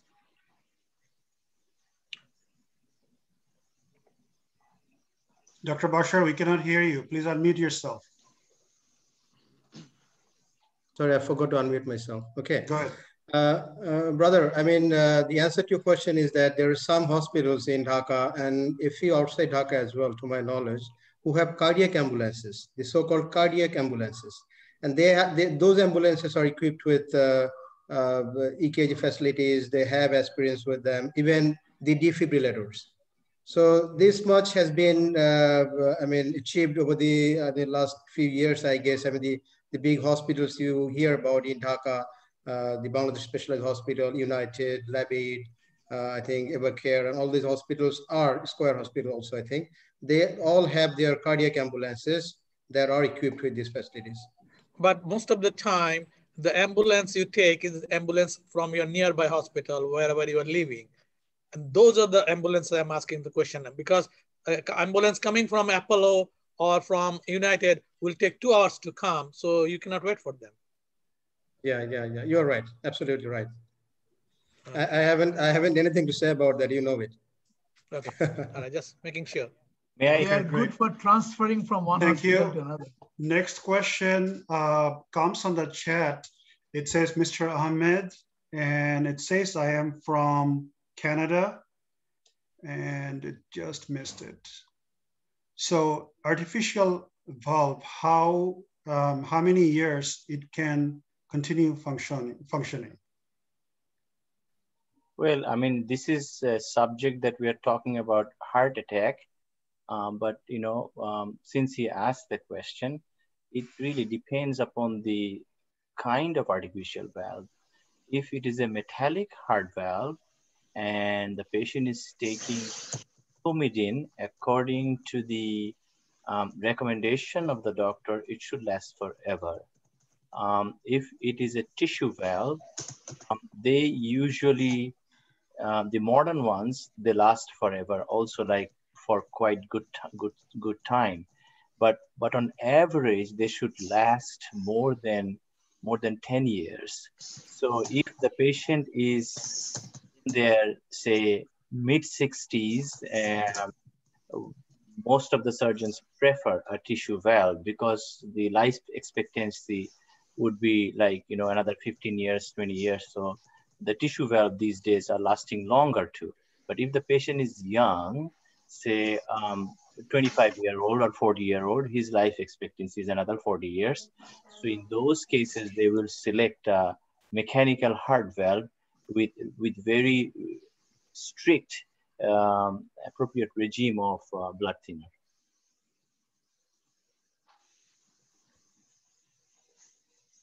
Does that answer the question? Thank you, Dr. Rezaul. Let's see. Is Mr. Enam back? He had bypass and heart attacks. If he wanted to, I think he wanted to share some information, but his mic wasn't working. So we are still waiting for him to get back. In the audience, is there anybody else who would like to ask one-on-one question? Yes, I do. Okay, Mr. Nasir Ahmed, can you kindly go ahead and unmute yourself? Please go ahead. Thank you very much. Sorry. We can hear you. Please go ahead. Can you hear me now? Yes. Can you hear me? Yes, we can hear you. Okay. Thank you very much. You know, as someone told that Reza, I don't know how you keep us for last 2 hours. It looks like you did a wonderful job. We appreciate that and keep the, you know, Reza is not far from me. He lives nearby and I see a lot of JCCs. I'm the only MCC maybe here. But Reza, there are 2 things, you know, I have stent, you know, 10 years ago. First question is how long these things last? The second question is, I hear a lot about calorie, that, you know, you should not eat more than 1800 calorie. How about suggesting everyone that, you know, make sure that don't eat more than 1800 calorie a day. Once 1800 is done, stop eating. And third question is about fasting once in a while, like once a week. You know, how does it affect the body and the heart? Okay. Thank you. Thank you for the questions. The first question is that how long does a stent last? Stent lasts forever, okay? So it's not that after a certain number of years, you'll have to go back and put another stent there. Our body, individual body is so complex. It's not that simple. It's not like a car part that you put it in and okay, the tires. So for example, if it runs this many miles, it's gonna, you know, erode and you have to replace it. It's not like that. So if you don't have a blockage coming back within the stent, within the first 6 months, you're good. It should not get worse over next 10 years. So that's the answer of the question. It is complex. There is no life of the stent, okay, for per se. I have seen patients who had blockage within a month or within a week at a clot, or right after I put a stent, next day they are having another heart attack because there is clot there. But like I said, if you had a stent and if you had any problem, it's good, it's fine. Okay, next question is calorie. You are asked about calorie. Now, 1800 calorie, think about it, okay? This count of calorie is not a very accurate way of going by. As we get older, our caloric requirements get less and less and less and less, okay? Because we are not requiring that much fuel to maintain our cellular activity. A growing person needs more calorie because he's growing, his cells are active, a lot of hormones are working, a lot of chemicals are working, the cells are very high energy need. So you need more calorie. When you come to age 40 and keep going, your caloric requirements become less and less and less and less. Just think about it. You probably have not changed your eating habit for last, say, 30 years. What was your weight 30 years back and what is it now? Your caloric requirement hasn't probably changed. You probably eat less now, but you're gaining weight, okay? So as we gain weight or get older, our caloric requirement gets less and less and less. So it will be wrong to say that, okay, everybody should, above the age of 40, should have 1600 calorie. It's just not like that. You keep your BMI by adjusting your caloric intake and your expenditure by exercising, being active. You get on the scale and you see what's your weight and you adjust accordingly. That's the practical way of doing it. What was your third question, Nasir bhai? Yeah, fasting once a week or something like that. Again, I mean, I can't comment about that because fasting, if it is for your spirit, go for it, okay? Fasting for health, I don't know what to say. I mean, because I'm a man of science and I go by what evidence is there. And I can only speak about that. And I'm not going to promote something I believe. I may believe that, but I'm not going to promote in a public platform for that. Somebody else can do it. I am a scientist. I'm taught in a certain way, and I'll follow that. But less food is better. There is no doubt about it. More food does not kill people. I'm sorry, more food kill people. Less food does not kill people. So fasting definitely is not a bad thing to do. Okay, thank you for your question, Mr. Nasir. Mr. Enam, I think he's back online. Can you hear me? Yeah, looks like we cannot hear you for some reason. I don't know why. He said he does not have a microphone. He posted he doesn't have a microphone. Oh, okay. Okay. Sorry, we wanted to hear from your story. If you could love to share with us and we could learn from there. With any question.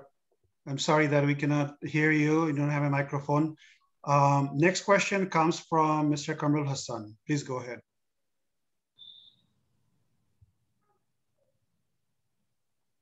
Kamrul bhai, please go ahead. Yes. My other question was a follow-up about the salt. Are there any pre-packaged no salt or low salt or good salt products that can be from time to time eaten at home if you don't want to cook every time? Are there any kind of low salt or no salt, alternative salt, pre-packaged food that can be cooked in microwave and eaten occasionally? You have to look at the labels that are out. I cannot tell you which one are. I'm sure there are like low salt, you know, somebody eating soup. There are low salt soup and canned food has high salt content. Many of the canned food these days don't have salt. They have other preservative.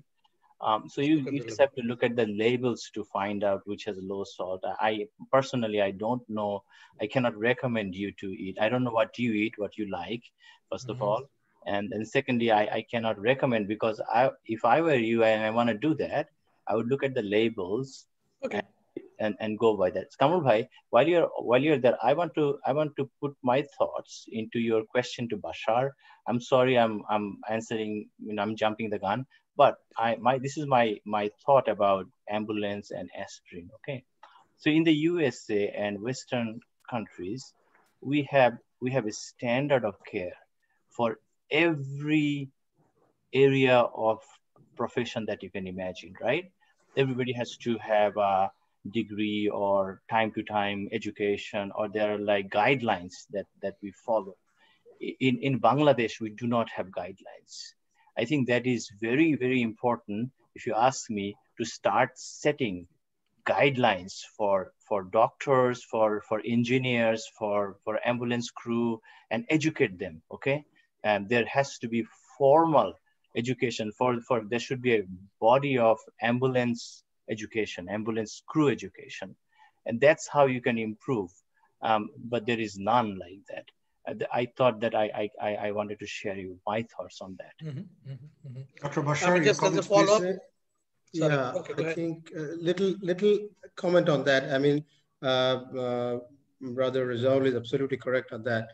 When he talks about educating the health staff, it's not only doctors. I mean, there are people around us who are instrumental in ensuring total care. And you cannot really overemphasize that. I mean, the need for them to be trained in an institutional manner cannot really be overemphasized. But that said, I think about doctors, I think, yes, we do not have our own guidelines, that's for sure. But what has happened over the years is that we tend to have an eye on the guidelines that has been in practice all over the world. Right. We look at the FDA, we look at the American Heart Association, we look at the HC and all those things. So our doctors really do their best in keeping up with these guidelines. They don't have their own guidelines, I'm sure about that. You're right about that. My point is making sure there is a body, there should be a body that, okay, you know what, we are going to follow the American standard of care, and somebody should be monitoring that to the doctor, following the guidelines. Okay, you know, I read and I do that. No, if you have a standard of care, like, okay, we are going to follow European guideline, okay, or WHO guideline, and then we check it once in a while. Did you follow the guideline, or you're just not following? So accountability. Is accountability and the monitoring body. Yes, you're right about that. You educate yourself, but another doctor will not. You know, they come out of the medical school, they have FCPS, and they never read a book. Okay, they just go by and they're okay. They can practice. Yeah. About that, you're right. I mean, there's no continuation of the updating of knowledges and all those things. I mean, there has not been an institutional system. You're right about that. Thank you so much. I think with that, I do not see any more questions. So what you can, Mr. Shahid, I think he had a question and somebody asked him on his behalf, but he is back. So Mr. Shahid, kindly unmute yourself and go ahead, ask your question. This will be the last question. And after that, we stop the recording and then we all can talk to each other just like Adda or Hangout. Please go ahead, Mr. Shahid. So Dr. Rezaul, thank you for the presentation. I have actually two questions. The first one, what is the difference for a dye angiography and a CT angiography? The dye angiography is the gold standard, and it shows us the irregularities or blockages of the arteries of the heart much more accurately than the CT angiography. CT angiography is a computer-generated result. So the computer takes CAT scan and then the computer generates a picture to show what is the blockage, how much, and what percentage.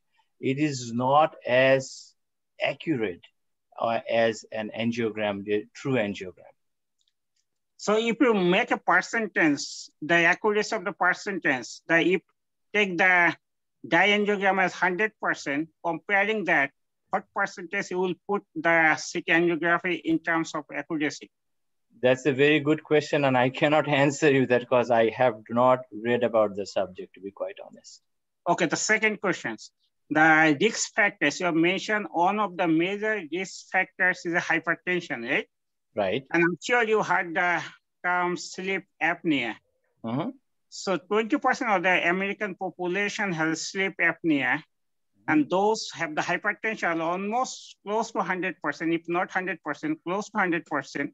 Or in the safe side, I would say the majority of the patient has the sleep apnea. And it shows that until you choose control the sleep apnea, it's very difficult to control the hypertension. I'm not going to give you very specific examples, but in general, this is the case. Do we recommend in your patient, and most of the patient, you see if we have any cardiac patients, I know at least one cardiologist in Ontario, we got a lot of referral from that doctor only for having some cardiac problem. So do we recommend your patients to go for a sleep test who have the cardiac issues? Not all of them, not all of this selective. If you do that, then you'll be doing a lot of tests. You know, you have to select that who is going to benefit from them. Like, do I recommend a stress test on all patients that walk through my door? I'm sure I'll catch more heart disease, but that's not practical. So I don't recommend the sleep study on all my patients. I recommend it to patients who I suspect may have sleep apnea and who will benefit from the treatment of sleep apnea. So I always like listen to them, history and physical exam and other risk factors and order my sleep apnea test according to my level of suspicion. So can I add a little thing here? I mean, to this, sir? Sure. Go ahead, please. Rezaul bhai. I mean, I was a little bit confused by Shohid bhai's mentioning about those two modalities of angiogram. One he mentioned as dye angiogram and the other as CT angiogram. That's what he said. Right. I think the confusion here is that I think CT angiogram also does use dye as contrast agents. Otherwise, you cannot really see them very well. So, I mean, the way we see it actually, CT angiogram, sometimes they really need a larger volume of dyes for the coronary arteries to be visualized. On the other hand, we can actually keep the control of dye, amount of dye in our hand when I do a peripheral angiogram or a coronary angiogram. We can dilute them. We can keep them to a minimum if you want to. But for CT angiogram, sometimes we actually need a greater volume of dye. So the better way to say it actually is that one is catheter angiogram and the other is CT angiogram. The way to say it would be better. Shoaib bhai, I mean, if I give my clarification like that. I think what he meant is like, is one superior to the other? Yeah, that was his point. Result, yes. In terms of result or reliability. I think that's what he was mentioning. That's what he meant. Yeah. Thank you. The last question, I'm sorry, he told me twice. Mr. Mohammed Iqbal from Dallas, Texas. If you're here, kindly unmute yourself and please go ahead. This will be the last question for the day. And then after this, we'll hang out instead of recording this. Please go ahead. Thank you. Rezaul, I just have a quick question. I think Nasir Bhai was asking this. Fasting, not in the religious sense of fasting, fasting in the sense of you will continue to have water and such, you will be hydrating yourself. You just refrain from taking food. So there is a ton of following and writing on that on the internet. Like you can do 8-hour on, 16-hour off, or every other day and such and such. And again,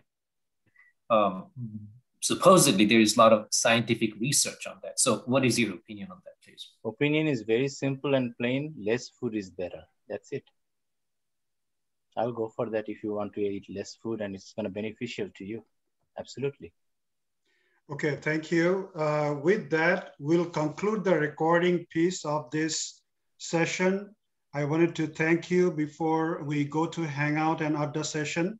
Thank you to all the audience, first of all, being patient, being with us, answer all the polling questions, participate, and special thanks to our guest speaker for today, Dr. Abul Hassan Muhammad Bashar. I think he's joining from Bangladesh, and it's about 2 o'clock at his time probably. Thank you for being with us. Appreciate your expertise and we're looking forward to have your session with you soon on a topic. And our guest speaker for today, Dr. Rezaul Islam, who is joining from Louisiana, he's a doctor. He took his time to be with us, prepared. He also made me work hard. I just want you to know all the slides and everything.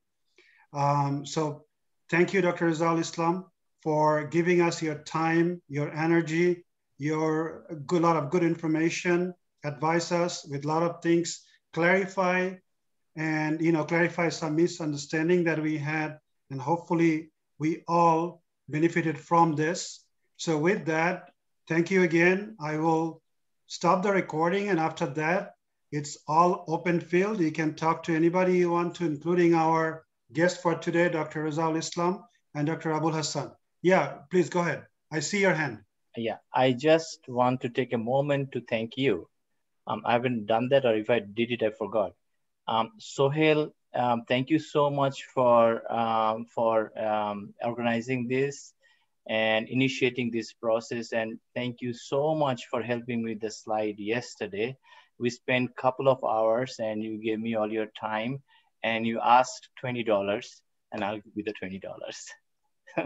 He did the same with me also, Rezaul bhai. He called me and spent at least an hour with me over phone. That was so nice of him. So please allow me to leave. Rezaul bhai, can I leave? It's 1:30. Hey, that's an hourly rate of only $10 for Sohail. That's not good. Come on,